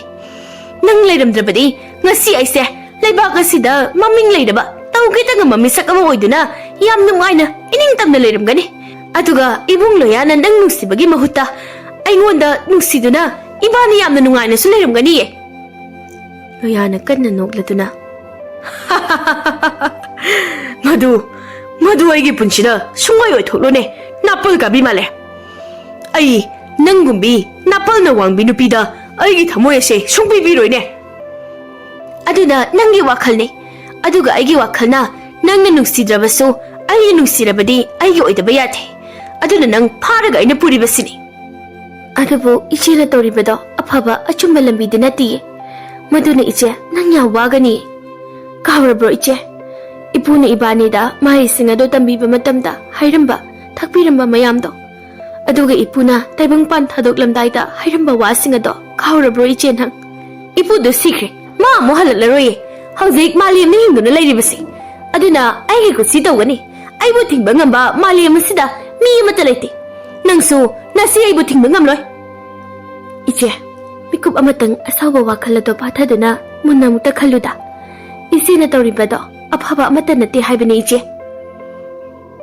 ꯅꯪ ꯑꯩꯉꯣꯟꯗ ꯏꯄꯨ ꯌꯥꯝꯅ ꯁꯥꯅꯤꯡꯕ꯭ꯔꯣ ꯍꯥ ꯅꯪ ꯑꯩꯉꯣꯟꯗ ꯏꯄꯨ ꯌꯥꯝꯅ ꯁꯥꯅꯤꯡꯕ꯭ꯔꯣ ꯍꯟꯗꯣ ꯑꯩꯒꯤ ꯂꯝꯕꯤ ꯊꯠꯀꯅꯣ ꯑꯩ ꯏꯕꯨꯡ ꯂꯣꯌꯥꯁꯨ ꯂꯥꯞꯅ ꯄꯨꯗꯨꯅ ꯃꯥꯒ ꯑꯩꯒ ꯂꯨꯍꯣꯡꯗꯨꯅ ꯅꯨꯡꯉꯥꯏꯅ ꯂꯩꯔꯨꯔꯒꯦ ꯅꯪ ꯌꯨꯝꯗ ꯍꯜꯂꯣ ꯑꯗꯨꯒ ꯏꯕꯨꯡ ꯂꯣꯌꯥ ꯏꯕꯥꯅꯤꯒꯤ ꯃꯔꯛꯇ ꯌꯦꯜꯂꯛꯄ ꯈꯨꯗꯤꯡꯃꯛ ꯃꯤ ꯑꯣꯏꯒꯦꯔꯥ ꯂꯥꯏ ꯑꯣꯏꯒꯦꯔꯥ ꯃꯥꯂꯦꯝ ꯑꯩꯅ ꯂꯦꯝꯅ ꯑꯝꯇ ꯊꯥꯔꯣꯏ ꯅꯪꯁꯨ ꯂꯦꯝꯅ ꯊꯥꯔꯣꯏ ꯈꯪꯉꯣ ꯉꯥꯟꯕꯤꯅ ꯃꯆꯦꯕꯨ ꯐꯅ ꯊꯦꯝꯂꯕꯁꯨ ꯌꯥꯝꯃꯜꯂꯛꯇꯕꯗꯒꯤ ꯐꯔꯦ ꯏꯆꯦ ꯑꯗꯨꯗꯤ ꯂꯝꯕꯤ ꯑꯁꯤꯗꯒꯤ ꯑꯩꯒꯤ ꯃꯥꯏꯊꯤꯕ ꯄꯤꯔꯝꯂꯒ ꯏꯕꯨꯡ ꯂꯣꯌꯥꯕꯨ ꯄꯨꯗꯨꯅ ꯆꯠꯄ ꯉꯝꯕ꯭ꯔꯥ ꯌꯦꯡꯉꯨ ꯑꯦ ꯅꯪ ꯏꯆꯦꯅ ꯍꯥꯏꯕ ꯌꯥꯕꯒꯤ ꯃꯍꯨꯠꯇ ꯅꯆꯦ ꯑꯩꯉꯣꯟꯗ ꯁꯤꯡꯅꯔꯕꯀꯣ ꯑꯗꯨꯗꯤ ꯅꯪ ꯑꯩꯒꯤ ꯈꯨꯠꯇꯒꯤ ꯅꯥꯟꯊꯣꯛꯇꯨꯅ ꯅꯊ꯭ꯋꯥꯏꯗꯣ ꯍꯤꯡꯕ ꯉꯝꯕ꯭ꯔꯥ ꯌꯦꯡꯉꯨꯍꯦ ꯑꯁꯨꯝꯅ ꯂꯣꯌꯥꯕꯨ ꯃꯈꯣꯡ ꯃꯈꯨꯠ ꯄꯨꯟꯁꯤꯟꯗꯨꯅ ꯃꯥꯂꯦꯝꯅ ꯁꯥꯐꯒꯗꯕ ꯃꯐꯝ ꯑꯃꯗ ꯊꯝꯂꯝꯂꯒ ꯃꯆꯤꯜ ꯃꯅꯥꯎ ꯑꯗꯨ ꯂꯩꯕꯥꯛꯇꯒꯤ ꯑꯇꯤꯌꯥ ꯇꯝꯅ ꯄꯥꯏꯈꯠꯇꯨꯅ ꯑꯉꯛꯄ ꯑꯀꯤꯕ ꯐꯪꯅ ꯅꯨꯃꯤꯗꯥꯡ ꯑꯊꯦꯡꯕꯗꯨꯗ ꯃꯤꯇ꯭ꯔꯪ ꯑꯃꯗꯤ ꯃꯍꯩꯒꯤ ꯑꯀꯟꯕ ꯂꯥꯟꯊꯦꯡꯅꯔꯝꯃꯤ ꯃꯕꯥꯅꯤꯒꯤ ꯃꯤꯇ꯭ꯔꯪꯒꯤ ꯂꯥꯟ ꯑꯗꯨꯅ ꯃꯐꯝ ꯑꯗꯨꯒꯤ ꯑꯀꯣꯏꯕ ꯑꯃꯗꯤ ꯑꯇꯤꯌꯥꯗꯨ ꯊꯋꯥꯟꯃꯤꯆꯥꯛ ꯃꯆꯦꯠ ꯃꯆꯦꯠ ꯀꯥꯏꯗꯨꯅ ꯇꯥꯕꯒꯨꯝꯅ ꯇꯥꯔꯝꯃꯤ ꯑꯗꯨꯅ ꯑꯀꯣꯏꯕꯗ ꯇꯥꯔꯤꯕ ꯈꯨꯟꯖꯥ ꯀꯌꯥꯗꯨ ꯀꯔꯤꯅꯣ ꯍꯥꯏꯕꯗꯤ ꯈꯪꯗꯅ ꯀꯨꯝꯍꯩꯒꯨꯝꯅ ꯌꯨꯝꯗꯒꯤ ꯁꯨꯃꯥꯡꯗ ꯆꯦꯟꯊꯣꯛꯅꯗꯨꯅ ꯌꯦꯡꯅꯔꯝꯃꯤ ꯑꯍꯤꯡ ꯆꯨꯞꯄ ꯑꯃ ꯃꯆꯤꯟ ꯃꯅꯥꯎ ꯃꯥꯂꯦꯝꯒ ꯉꯥꯟꯕꯤꯒꯗꯣ ꯃꯤꯇ꯭ꯔꯪꯒꯤ ꯂꯥꯟ ꯁꯣꯛꯅꯕ ꯌꯥꯕ ꯁꯣꯛꯅꯔꯒ ꯅꯣꯡꯉꯥꯜꯂꯝꯗꯥꯏꯒꯤ ꯃꯤꯀꯨꯞ ꯈꯔꯗꯗꯤ ꯃꯆꯦ ꯃꯥꯂꯦꯝ ꯑꯗꯨ ꯁꯨꯝ ꯁꯣꯟꯊꯔꯛꯇꯨꯅ ꯃꯍꯩ ꯄꯨꯝꯕ ꯇꯞꯅ ꯇꯞꯅ ꯀꯥꯎꯈꯤꯗꯨꯅ ꯃꯤꯆꯝ ꯑꯃꯒꯨꯝꯅ ꯑꯇꯤꯌꯥꯗꯒꯤ ꯈꯪꯇꯥ ꯇꯥꯈꯤꯔꯝꯃꯤ ꯃꯗꯨ ꯎꯕꯗ ꯉꯥꯟꯕꯤ ꯈꯪꯄꯥꯏ ꯄꯥꯏꯁꯤꯜꯂꯛꯇꯨꯅ ꯃꯆꯦꯕꯨ ꯀꯣꯡꯈꯠꯇꯨꯅ ꯀꯟꯅꯅꯕ ꯍꯣꯠꯅꯔꯝꯃꯤ ꯑꯗꯨꯕꯨ ꯃꯥꯂꯦꯝ ꯉꯥꯟꯕꯤꯒꯤ ꯃꯇꯝꯕꯥꯛꯇ ꯀꯞꯅ ꯀꯞꯅ ꯃꯈꯨꯠꯇꯨꯅ ꯁꯣꯜꯂꯤ ꯉꯥꯟꯕꯤꯒꯤ ꯈꯖꯥꯏꯗ ꯅꯥꯜꯂꯗꯨꯅ 이세계 간비, 이세계 시디 마이티레, 이세 마이티레 간비. 가리노, 이제나 하리바 와두보, 아두가 가리기노, 이제나 잉원다기, 이보기 마하이싱아도 하이비헨 키바나트로, 아두가 가리기 마이티바 마금나, 이세계 마하이싱아도 타덕두나 따키바노 이제, 이세. 간비, 나지 아이망 아이리 하이나, 나뻘 까바 헤만 키바나, 이푸나 야데, 따오가노 하이람바 빡딱싱아두보, 미라이루바나 ngasi isigi mahaysinga do tapna topna loina kaukiduna isinga sidi nangwanagi maithiduna leimaya sida tarakhibani atubu iche saude kanada su waraude masina isina tawruba phattaba singa dugi mahaini adubune ai ibung loyabudi yamna nuksi nangbusu yamna nuksi isigi napalni heman kibana isinga sidi isana isagi punsida maithijabani ꯑꯗꯨꯕꯨꯅꯦ ꯏꯆꯦꯒꯤ ꯉꯥꯟꯕꯤ ꯅꯪꯗꯤ ꯅꯆꯦꯒꯤ ꯐꯠꯇꯕ ꯂꯝꯕꯤ ꯑꯗꯨꯗ ꯇꯨꯡ ꯏꯟꯒꯦ ꯈꯟꯒꯅꯨꯀꯣ ꯏꯕꯨꯡ ꯂꯣꯌꯥꯒ ꯏꯃꯥꯒ ꯑꯗꯣ ꯂꯨꯅ ꯅꯨꯡꯁꯤꯅ ꯇꯧꯕꯤꯌꯨꯀꯣ ꯏꯆꯦꯒꯤ ꯃꯇꯝ ꯌꯧꯔꯦ ꯏꯆꯦ ꯆꯠꯂꯒꯦꯀꯣ ꯉꯥꯟꯕꯤ ꯋꯥꯍꯩ ꯑꯁꯤ ꯍꯥꯏꯔꯝꯂꯒ ꯃꯥꯂꯦꯝ ꯊꯋꯥꯏꯒ ꯍꯛꯆꯥꯡꯒ ꯈꯥꯏꯅꯈꯤꯔꯝꯃꯤ ꯃꯆꯦꯅ ꯊꯋꯥꯏ ꯊꯥꯈ꯭ꯔꯕꯗ ꯉꯥꯟꯕꯤ ꯃꯆꯦꯕꯨ ꯀꯣꯟꯗꯨꯅ ꯌꯥꯝꯅ ꯀꯞꯂꯝꯃꯤ ꯑꯗꯨꯒ ꯂꯣꯌꯥꯕꯨ ꯊꯥꯗꯣꯛꯄꯤꯔꯝꯂꯒ ꯉꯥꯟꯕꯤꯅ ꯃꯆꯦꯕꯨ ꯄꯨꯗꯨꯅ ꯏꯄꯨꯅ ꯐꯨꯝꯈꯤꯕ ꯃꯐꯝ ꯑꯗꯨ ꯇꯝꯅ ꯄꯨꯗꯨꯅ ꯂꯥꯛꯂꯝꯃꯤ ꯑꯗꯨꯕꯨ ꯃꯐꯝ ꯑꯗꯨꯗꯗꯤ ꯏꯄꯨꯅ ꯐꯨꯝꯈꯤꯕ ꯃꯣꯡꯐꯝ ꯃꯊꯛꯇ ꯃꯥꯂꯦꯝꯒ ꯉꯥꯟꯕꯤꯒꯅ ꯁꯅꯥꯒꯤ ꯈꯣꯡꯅꯥꯡ ꯑꯃ ꯊꯥꯔꯝꯕꯗꯨꯅ ꯃꯐꯝ ꯑꯗꯨꯗ ꯂꯩꯕꯥꯛ ꯑꯗꯨꯒꯤ ꯅꯨꯄꯤꯗ ꯆꯣꯞꯄ ꯅꯤꯡꯊꯧ ꯑꯗꯨꯅ ꯈꯨꯗꯨꯝ ꯆꯟꯗꯨꯅ ꯈꯣꯡꯅꯥꯡ ꯑꯗꯨꯒꯤ ꯃꯈꯣꯡꯗ ꯅꯤꯡꯊꯧ ꯑꯗꯨ ꯌꯦꯡꯗꯨꯅ ꯂꯩꯔꯝꯃꯤ ꯑꯗꯨꯒ ꯉꯥꯟꯕꯤꯅ ꯃꯆꯦꯒꯤ ꯑꯁꯤꯕ ꯍꯛꯆꯥꯡ ꯑꯗꯨ ꯄꯨꯗꯨꯅ ꯂꯥꯛꯄꯗ ꯅꯤꯡꯊꯧꯒꯤ ꯂꯥꯟꯃꯤꯁꯤꯡ ꯑꯗꯨꯅ ꯉꯥꯟꯕꯤꯕꯨ ꯑꯊꯤꯡꯕ ꯄꯤꯔꯝꯃꯤ ꯃꯗꯨꯗ ꯉꯥꯟꯕꯤꯅ ꯐꯖꯅ ꯍꯥꯏꯕ ꯌꯥꯗꯕꯗꯒꯤ ꯂꯥꯟꯃꯤꯁꯤꯡ ꯑꯗꯨ ꯃꯍꯩ ꯇꯧꯗꯨꯅ ꯗꯣꯝ ꯗꯣꯝ ꯂꯥꯎꯅ ꯋꯥꯟꯊꯗꯨꯅ ꯂꯩꯃꯥꯏꯗ ꯊꯥꯗꯔꯝꯃꯤ ꯃꯗꯨ ꯎꯕꯗ ꯅꯤꯡꯊꯧꯅ ꯀꯔꯤꯅꯣ ꯀꯅꯥꯅꯣ ꯁꯤꯅꯃꯨ ꯁꯅꯥꯒꯤ ꯈꯣꯡꯅꯥꯡꯅꯦꯅ ꯍꯦꯛꯄꯁꯨ ꯉꯝꯗꯕ ꯌꯥꯟꯕꯁꯨ ꯉꯝꯗꯕꯒꯤ ꯃꯊꯥꯒ ꯁꯥꯔꯒ ꯂꯩꯔꯤꯉꯩꯁꯤꯗ ꯃꯁꯛ ꯃꯇꯧ ꯐꯖꯈ꯭ꯔꯕꯤ ꯅꯨꯄꯤ ꯑꯃꯅ ꯃꯁꯛ ꯃꯇꯧ ꯐꯖꯈ꯭ꯔꯕꯤ ꯅꯨꯄꯤ ꯑꯃ ꯊꯥꯡꯗꯨꯅ ꯄꯨꯗꯨꯅ ꯂꯥꯛꯂꯒ ꯑꯩꯒꯤ ꯂꯥꯟꯃꯤꯁꯤꯡ ꯑꯁꯤꯕꯨ ꯃꯥꯒꯤ ꯃꯃꯥꯡꯗ ꯍꯩꯅꯧ ꯑꯃꯨꯟꯕ ꯀꯦꯟꯕꯗꯨꯅ ꯄꯨꯔꯨꯞ ꯀꯦꯔꯤꯕꯁꯤꯕꯨ ꯍꯦ ꯅꯨꯄꯤ ꯅꯪ ꯀꯅꯥꯅꯣ ꯅꯪ ꯂꯥꯏꯔꯃꯤꯔꯣ ꯑꯗꯨꯕꯨ ꯅꯨꯄꯤ ꯃꯁꯛ ꯐꯖꯕꯤ ꯎꯕ ꯌꯥꯗꯕ ꯅꯤꯡꯊꯧ ꯑꯩꯉꯣꯟꯗꯗꯤ ꯂꯥꯏ ꯑꯣꯏꯒꯦꯔꯥ ꯃꯤ ꯑꯣꯏꯒꯦꯔꯥ ꯅꯪ ꯑꯩꯒꯤ ꯅꯨꯄꯤ ꯑꯣꯏꯗꯕ ꯁꯨꯡꯌꯥ ꯌꯥꯗꯦ ꯍꯩ ꯂꯥꯎ ꯅꯤꯡꯊꯧ ꯑꯩꯒꯤ ꯏꯇꯝꯕꯥꯛ ꯑꯁꯤꯗ ꯐꯝꯂꯨ ꯂꯥꯎꯅꯤ ꯁꯅꯥꯒꯤ ꯈꯣꯡꯅꯥꯡ ꯑꯁꯤ ꯅꯪꯉꯣꯟꯗ ꯈꯨꯗꯣꯜ ꯇꯝꯒꯦ ꯍꯩ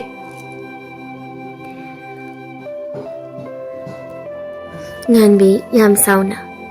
ꯑꯣꯍꯣ ꯅꯪ ꯑꯣꯏꯔꯦ ꯑꯩꯒꯤ ꯂꯩꯕꯥꯛ ꯑꯁꯤꯒꯤ ꯅꯨꯄꯤ ꯎꯕ ꯌꯥꯗꯕ ꯅꯨꯄꯤꯗ ꯆꯣꯞꯄ ꯅꯤꯡꯊꯧ ꯍꯥꯏꯔꯤꯕꯗꯣ ꯑꯗꯨꯗꯤ ꯅꯨꯄꯤꯗ ꯆꯣꯞꯄ ꯅꯤꯡꯊꯧ ꯅꯪ ꯃꯤꯀꯨꯞ ꯑꯁꯤꯃꯛꯇꯗ ꯁꯟ ꯑꯃꯣꯝ ꯑꯣꯜꯂꯨꯍꯦ ꯑꯗꯨꯁꯨ ꯁꯟ ꯃꯌꯥꯝꯗꯒꯤ ꯈ꯭ꯋꯥꯏꯗꯒꯤ ꯃꯁꯛ ꯐꯖꯕꯤ ꯁꯟ ꯑꯃꯣꯝ ꯑꯗꯨꯒ ꯅꯪꯒꯤ ꯃꯇꯨꯡꯗ ꯅꯪꯕꯨ ꯉꯥꯎꯖꯕ ꯁꯟ ꯂꯥꯕ ꯃꯌꯥꯝꯅ ꯅꯪꯕꯨ ꯄꯥꯝꯅꯗꯨꯅ ꯎꯅꯕ ꯑꯣꯏꯌꯨ ꯑꯗꯨꯒ ꯅꯔꯣꯜ ꯊꯣꯛꯇ꯭ꯔꯁꯨ ꯅꯁꯥꯅ ꯁꯟ ꯑꯣꯏꯗꯨꯅꯁꯨ ꯋꯥꯈꯜꯗꯤ ꯇꯥꯏꯕꯪ ꯃꯤ ꯑꯗꯨꯝ ꯑꯣꯏꯌꯨ ꯇꯧꯕꯇꯕꯨ ꯅꯪ ꯁꯟ ꯑꯃꯣꯝ ꯑꯣꯏꯅꯗꯤ ꯅꯄꯨꯟꯁꯤ ꯆꯨꯞꯄ ꯑꯗꯨꯝ ꯂꯦꯟꯕ ꯑꯣꯏꯌꯨꯍꯦ ꯑꯗꯨꯒ ꯅꯪꯒꯤ ꯁꯤꯗ ꯂꯩꯔꯤꯕ ꯂꯥꯟꯃꯤ ꯈꯔ ꯑꯁꯤꯁꯨ ꯁꯟ ꯂꯥꯕ ꯉꯥꯛꯇ ꯃꯤꯀꯨꯞ ꯑꯁꯤꯗꯒꯤ ꯑꯣꯟꯕ ꯑꯣꯏꯔꯣꯍꯦ